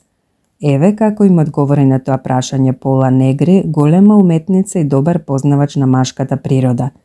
Браќата Мондивани имаа проникнато во умешноста за ласкање подобро од секој маж што некогаш сум го запознала, а тоа умење речиси заборавено во суровиот подбивен свет на денешнината. Верувајте, во тоа е тајната на нивната надприродност, ја искусив на собствената кожа. И англиската кралица Викторија била приемлива за ласкање. Дизраели признал дека наголемо ја искористувал таа нејзина слабост или, како што рекол самиот, и ги мачкал очите со мистрија. Но Дизраели бил еден од највештите, наитрите државници што некогаш владееле со Британската империја. Бил на свој начин вистински гений, па она што не му поаѓало од рака не мора да ни појде од рака ни вам, ни мене. Ласкањето на крајот на криштата може да ви направи повеќе штета од што корист. Ласкањето е како фалсификување пари. Ако се обидете да го ширите, секако ќе настрадате. Ќе прашате каква е разликата помеѓу ласкањето и признанието. Тоа барем е едноставно. Признанието е искрено, а ласкањето неискрено.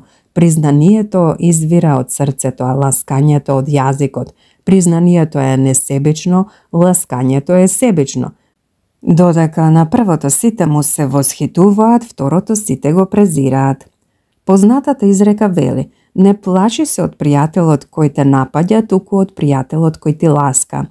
Еве една од омилените максими на англискиот крал Џорџ Пети: никогаш не искажувај и не прифаќај ефтина пофалба.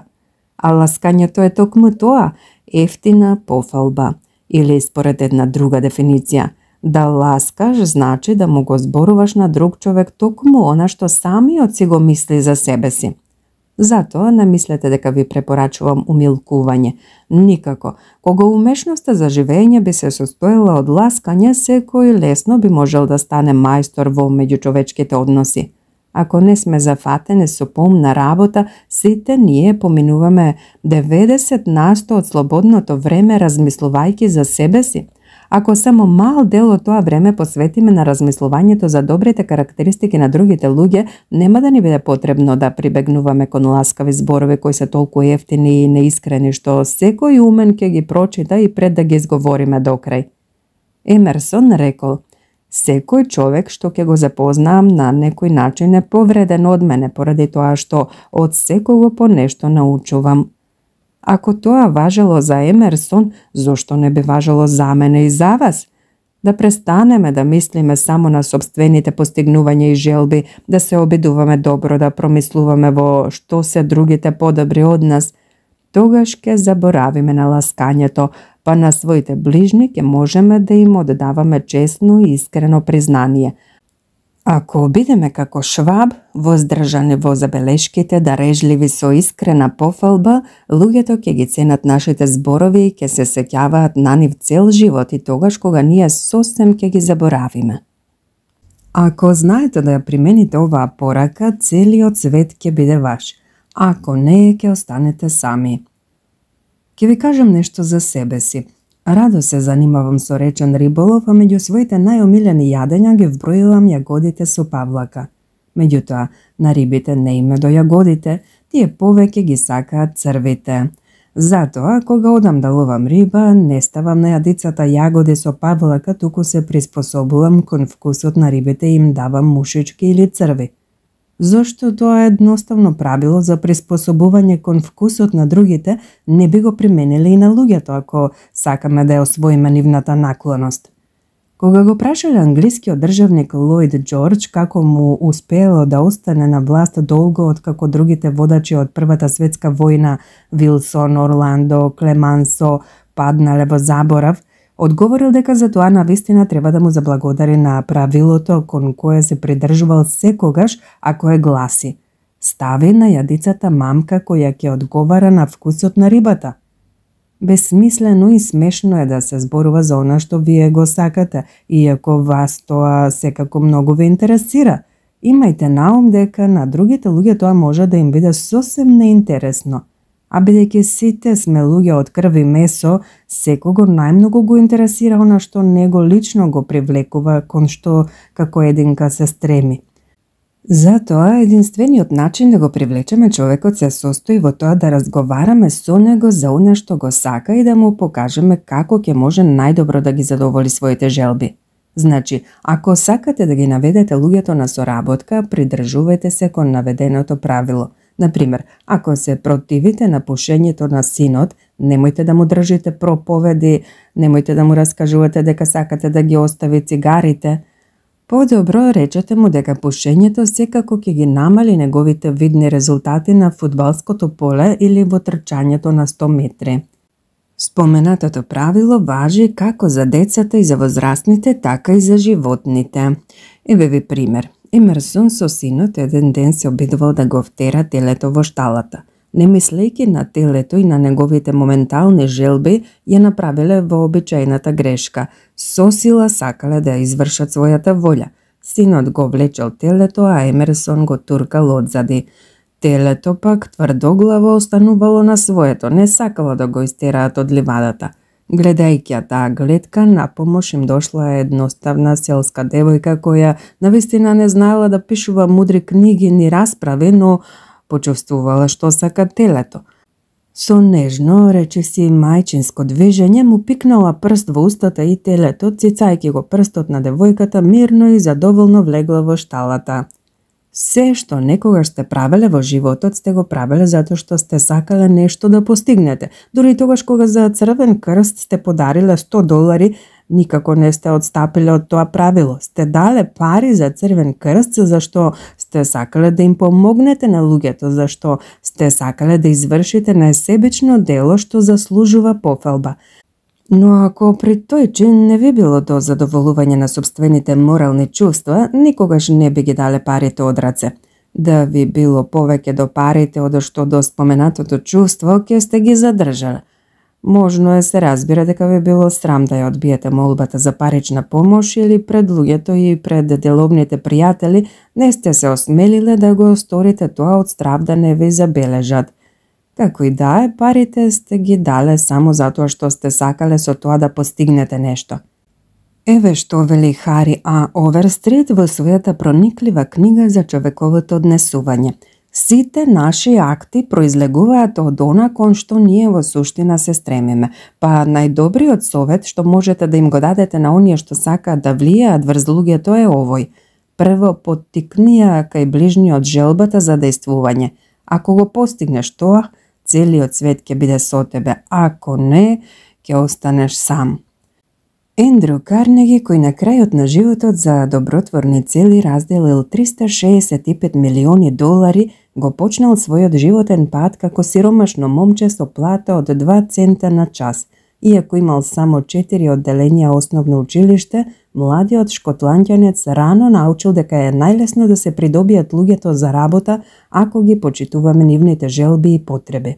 Пример, снаата на Карнеги еднаш била многу загрижена поради двата сина кои студирале на универзитетот Јейл и биле толку зафатени со работата што долго не одговарале на загрижените писма на мајката. Досетувајќи се на маката, итриот чичко Ендру се обложил со снаата во $100, тврдејќи дека момчињата веднаш ќе одговорат ако тој им напише писмо, иако од нив нема да бара одговор. Потоа им напишал љубезно писмо и на крајот патем додал дека на секој внук му приложувам банкнота од $5. Парите, се разбира, заборавил да ги стави во писмото. По неколку дена добил љубезен одговор. Драги чичко Ендру, ти благодариме за писмото, но крајот секако ќе го погодите самите. Кога во иднина ќе сакате некого да го натерате на остварување на целта што самите сте си ја замислиле, направете го тоа промислено. Пред да ја отворите устата, застанете и прашајте се: како во овој човек најдобро ќе разбудам желбата да го стори тоа?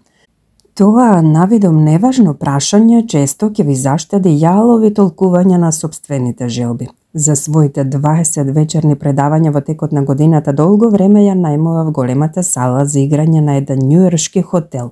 На почетокот на еден семестар управата на хотелот ме извести дека наемнината во иднина ќе изнесува 3 пати повеќе од што дотогаш.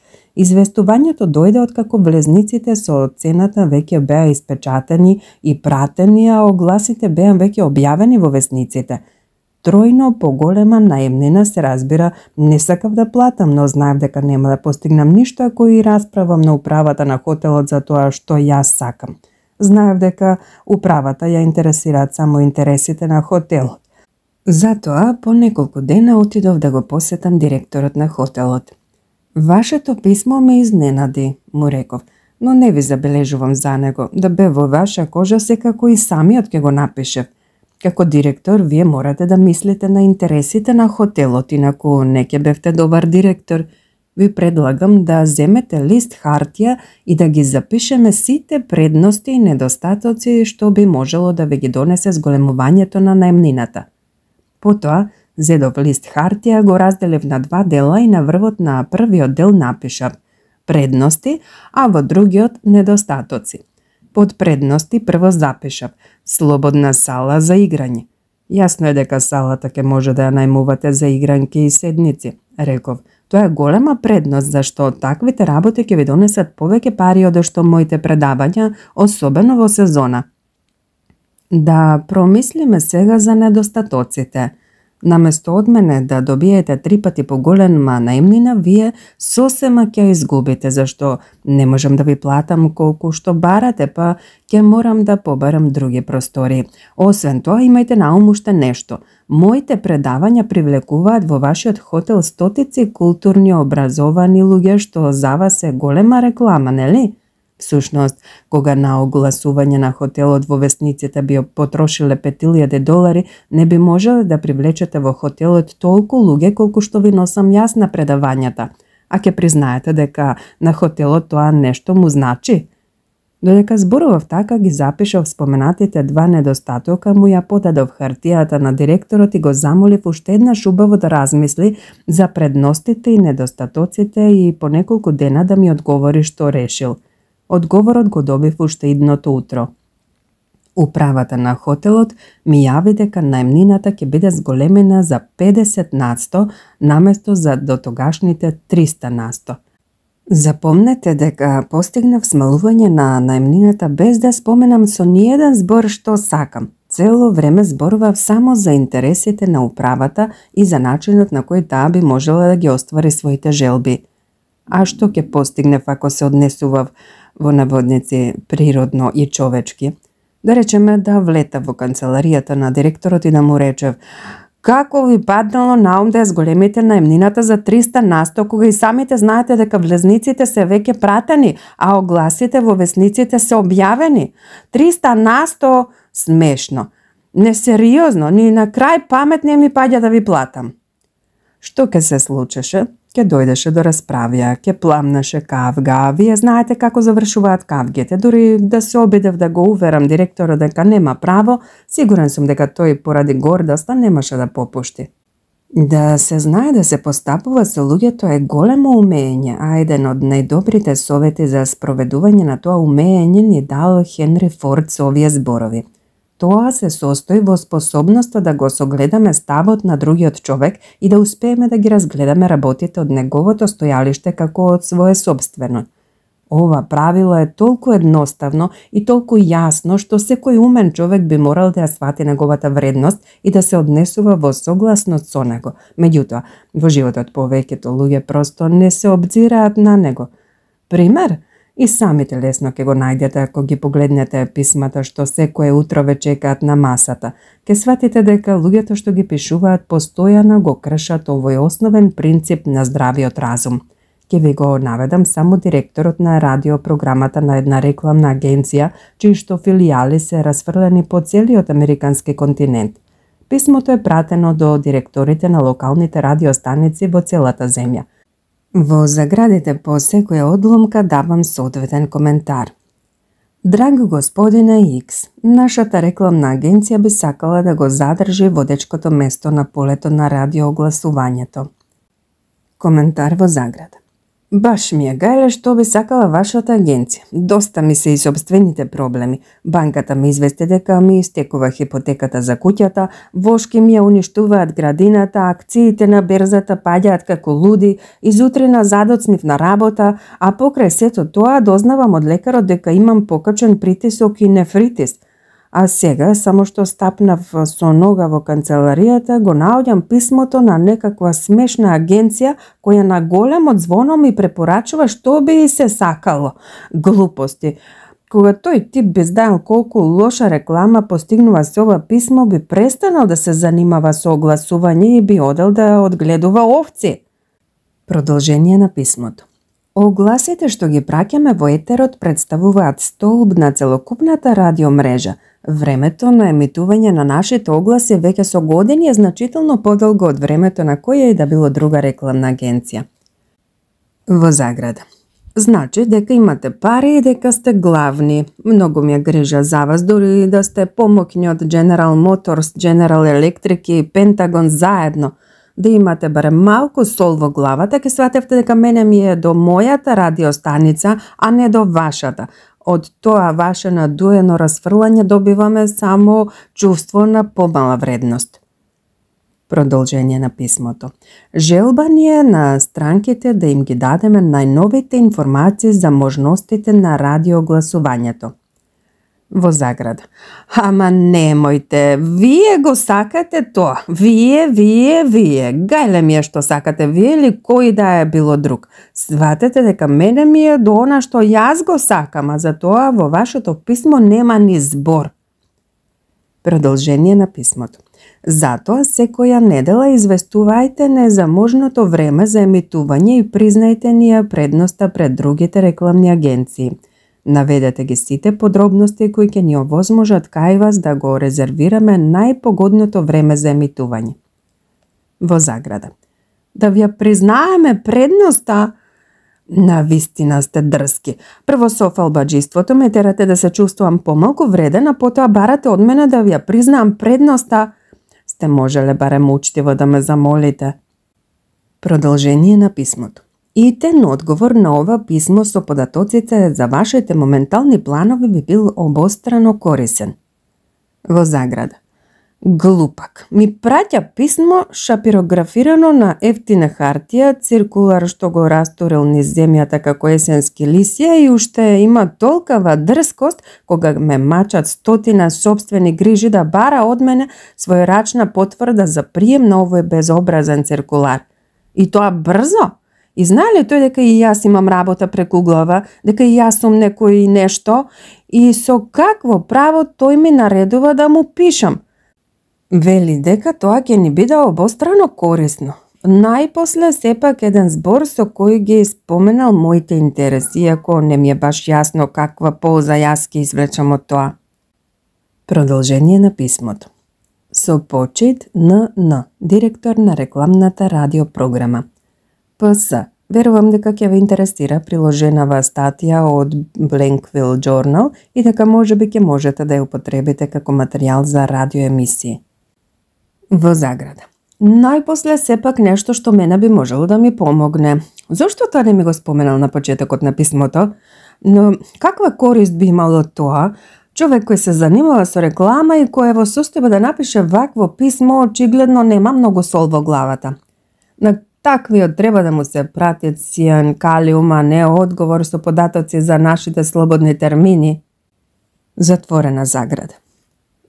Па, немојте да им се чудите на писмата што секојдневно ги добивате, зашто ако човекот кому што му е струка да се занимава со реклама може да напише вакво невешто срочено писмо, што треба да очекуваме од оние кои во тоа имаат малку или немаат никакво искуство? Ќе ви наведам уште еден пример, писмо од шефот на една голема товарна станица упатено до управата на една фабрика за тестенини. Писмото навистина е подобро од предходното, но не е без грешки.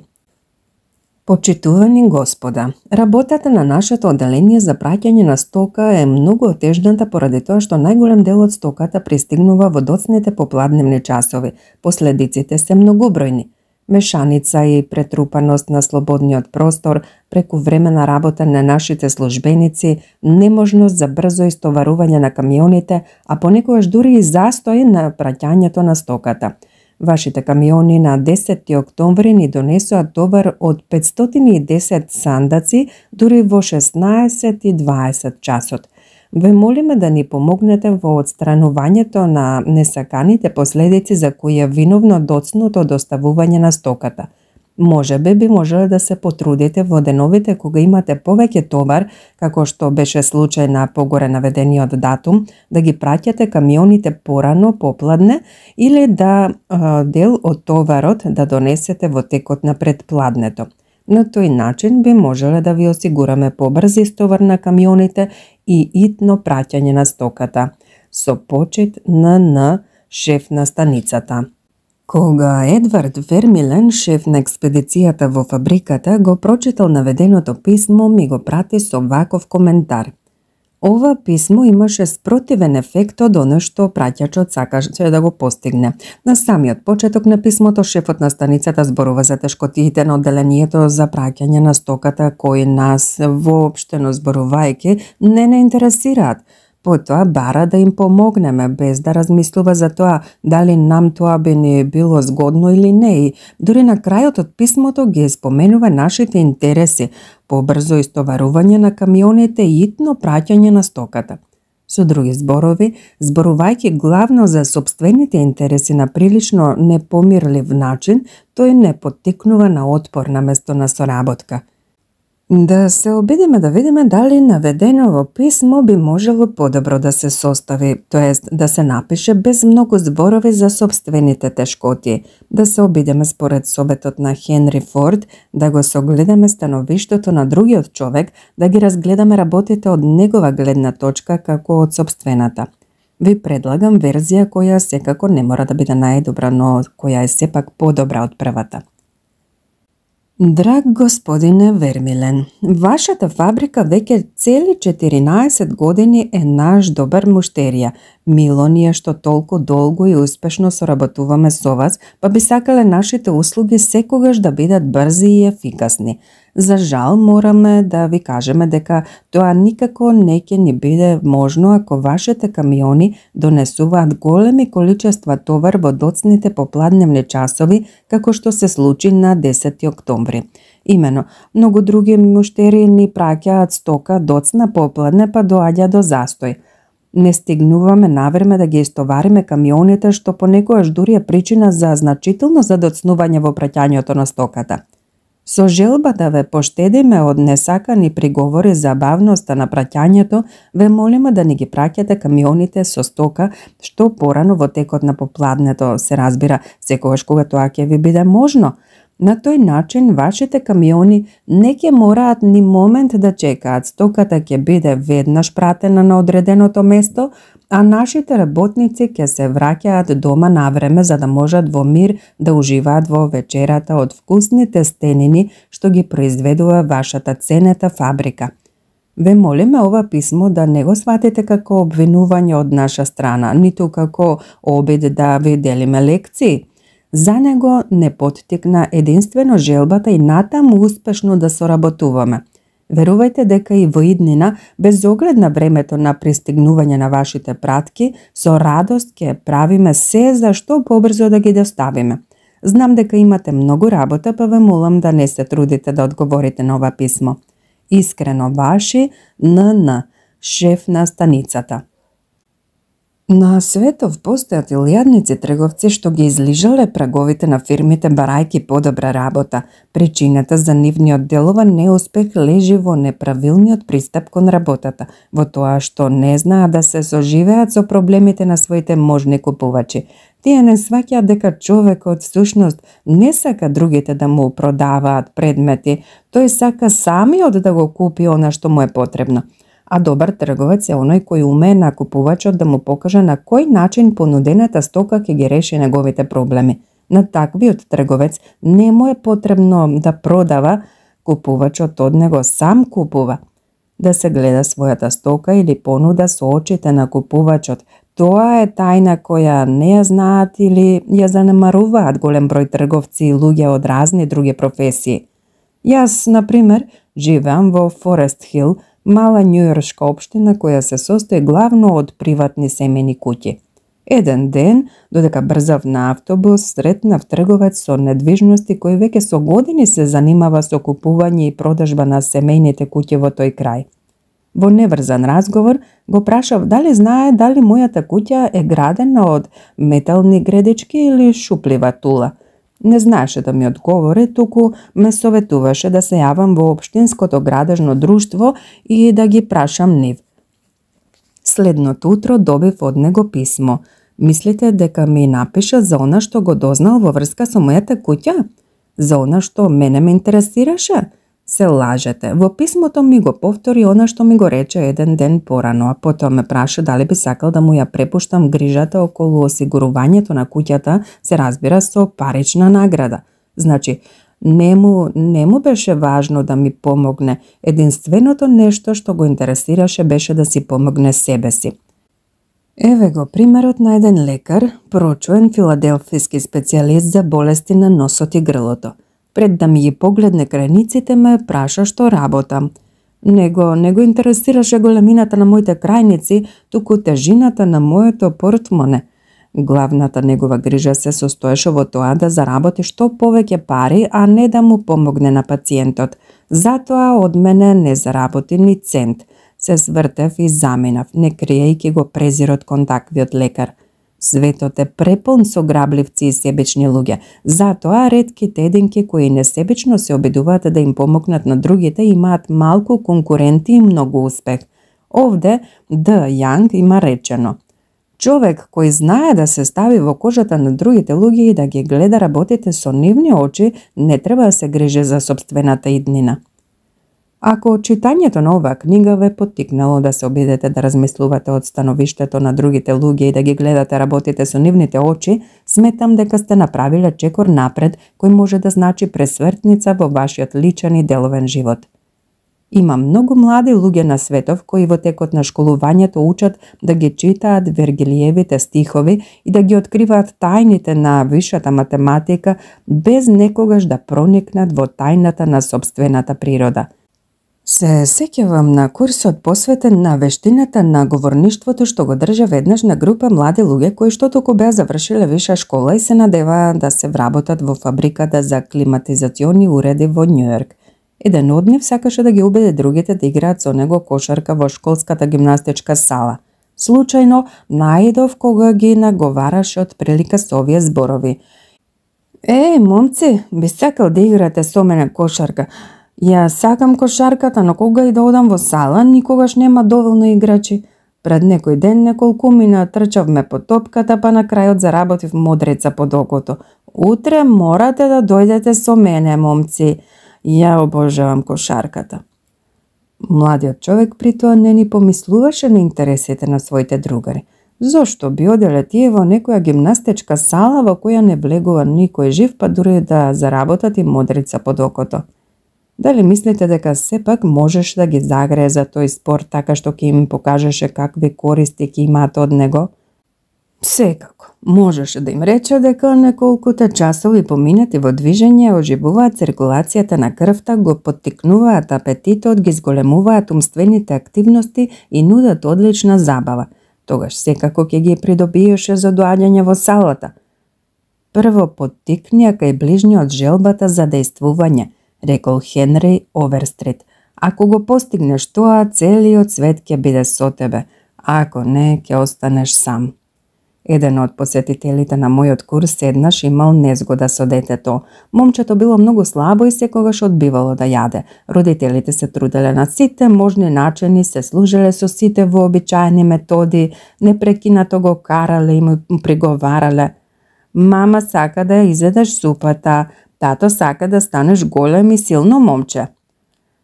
Размислете добро. Може ли 3-годишно дете да ги свати причините на 30-годишните родители? Ќе увидите дека е невозможно и смешно да се очекува таков вид послушност од неразумното дете. Таткото тоа набрзо го сватил, па почнал да се прашува како би можел кај детето да ја поттикне желбата за јадење. Тоа бил почеток на успехот.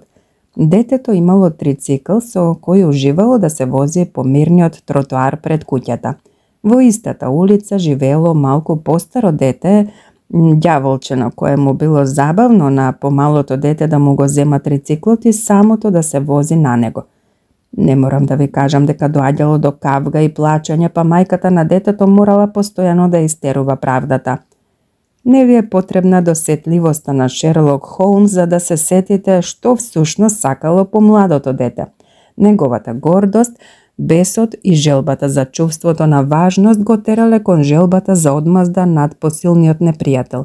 Кога татко му рекол дека тоа лесно ќе го постигне ако го јаде она што му го нуди мајка му, детето веќе не одложувало при јадењето. Го голтало и она што навистина не го сакало, терано од желбата да зајакне и да порасне за да може да биде рамно со непријателот кој толку пати го понижил и го расплакал. Откако го решил тој проблем, таткото се фатил во костец со друг проблем. Мочањето во кревет. Детето спиело во соба со бабата која секое утро му ги покажувала измокрените чаршафи. Гледај, Џони, што си направил нокеска. Не сум го сторил тоа, бабо, јас. Ти го направи, упорно одговарало детето. Како да се натера детето да посака да престане да моча в кревет? Се прашале родителите кога свателе дека од заканите и преговорите нема никаква полза. Почнале да размислуваат за желбите на детето, свателе дека малиот Џони сака да има вистински пижами баш како тато, а не смешна долга кошула како бабата и дека освен тоа не сака да спие во постела со бабата, туку во сопствен кревет. Мајката при првата можност го одвела во една продавница и намигнала на продавачката и рекла: "Овој млад господин сака да купи нешто од вас." Прифаќајќи ја играта, продавачката му се обратила на детето со сериозни зборови. "Кажете ми, што сакате, млад човеку?" Пооткревајќи се на прсти за да се направи поважно, детето ја одговорило: "Ми треба кревет за мене." Одново намигнувајќи на продавачката, мајката со погледи покажала кон креветот што сакала да му го купи на детето, а вештата продавачка го наговорила Џони да го купи претходно одбраниот кревет. Кога таткото се вратил од работа, Џони го пречекал возбудено викајќи: "Тато, тато, дојди да го видиш креветот што самиот си го купив." Таткото не можел доволно да го испофали вкусот на Џони, а на крајот патем му рекол: "Сега веќе нема да ја мокриш постелата, нели?" "Нема, тато, мојот убав нов кревет мора да биде сув." Детето навистина го одржало ветувањето зашто сега во прашање била неговата гордост и неговата постела. Постелата што само ја одбрало. Носело пижами како возрасен маж, па затоа сакало и да се однесува како возрасен човек. Друг мој посетител имал слични незгоди со својата 3-годишна ќерка. Девојчето никако не сакало да го јаде појадокот. Од молбите и заканите немало никаква корист, па родителите најпосле се замислиле како да ја поттикнат кај детето желбата за јадење. Девојчето сакало да ја имитира мајка си, да се преправа дека е возрасна личност. Затоа мајка му едно утро му дозволила самото да се изготви појадок. Во моментот додека девојчето ги мешало ржаните снегулки во кујната, влегол таткото. "Тато, види, денеска за појадок ќе сготвам каша од ржани снегулки," му се пофалило девојчето на таткото. Тоа утро изело 2 чини ржана каша. Фактот што самото си го сготвило појадокот го поттикнало девојчето да се почувствува важно и кај него го поттикнало интересот за храна. Како што веќе рековме, секој човек има потреба за изразување на сопствената личност. Кон таа вистина би морале да се придржуваме и во деловниот живот. Ако некогаш ви дојде на ум некаква сјајна мисла, не трудете се да ја продадете како своја. Подобро, кај другиот човек поттикнете го чувството дека мислата е плод на неговата вдахновеност.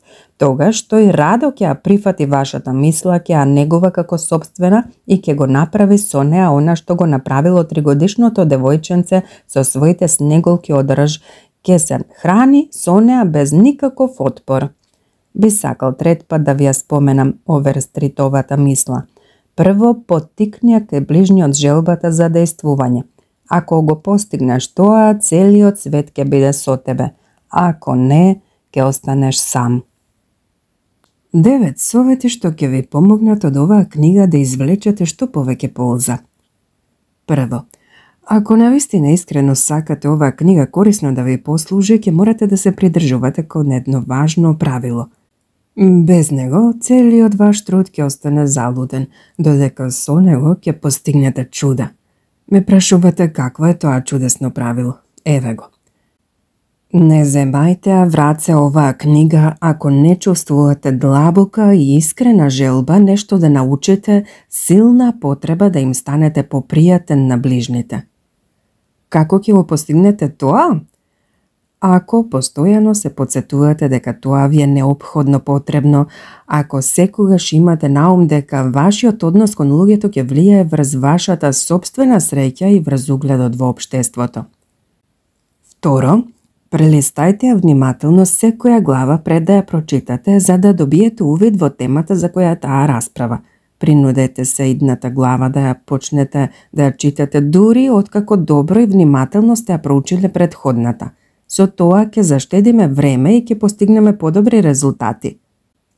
Трето, запирајте при читањето за да можете да размислите за она што сте го научиле. Прашајте се каде и како би можеле да го примените наученото. Таквиот начин на читање ќе ви помогне многу повеќе отколку безглавото голтање на страници. Четврто, читајте со молив во раката. Подвлечете го она што ви се чини корисно, така подоцна ќе можете подобро да се снајдете во изобилството од совети. Петто, имајте наум дека наученото брзо се заборава и дека запаметувањето го постигнуваме единствено со свесно и организирано повторување. Затоа бидете готови на советите од оваа книга секој месец да им посветите неколку часови повторување. Чувајте ја на својата работна маса. Често прелистувајте ја, запаметете дека примената на овие принципи може да стане навика само ако доследно ги спроведувате во животот. Друг начин нема. Шесто, Бернард Шоу има речено: со подучување нема да го научиш човека. И имал право, зашто учењето е активен процес кој се остварува со практика. Значи, ако сакате да ги совладаете принципите од оваа книга, служете се со нив. Применувајте ги кога и да ви се укаже можност за тоа, инаку брзо ќе ги заборавите. Го паметиме само она знаење што сме го примениле во практиката. Знам дека нема секогаш да ви биде лесно да ги применувате овие совети, го знам тоа затоа што и мене понекогаш ми е тешко да се служам со она што ви го советувам. Сите сме исти. Кога нешто не ни е по волја, многу ни е полесно да критикуваме одошто да се обидеме да ги разбереме причините на другите луѓе. Често е полесно да се куди одошто да се фали, а поприродно е да се зборува за сопствените желби, одошто да се проникне во стремежите на другите. Затоа, кога ќе читате книгава, имајте наум дека тоа го правите затоа што сакате да добиете нови навики, а за добивање нови навики потребни се време, истрајност и храброст за да ги примените. Враќајте им се на прочитаните страници. Сватете ја оваа книга како учебник за меѓучовечките односи. Кога ќе се најдете во незгода, настојувајте да се воздржите од моментална и природна реакција. Обично таа е погрешна, наместо да постапите онака како што ви налага инстинктот, прелистајте ги страниците и одломките на оваа книга што при читањето сте ги подвлекле. Дори тогаш испробајте ги новите начини на однесување. Ќе видите дека нема да се покаете.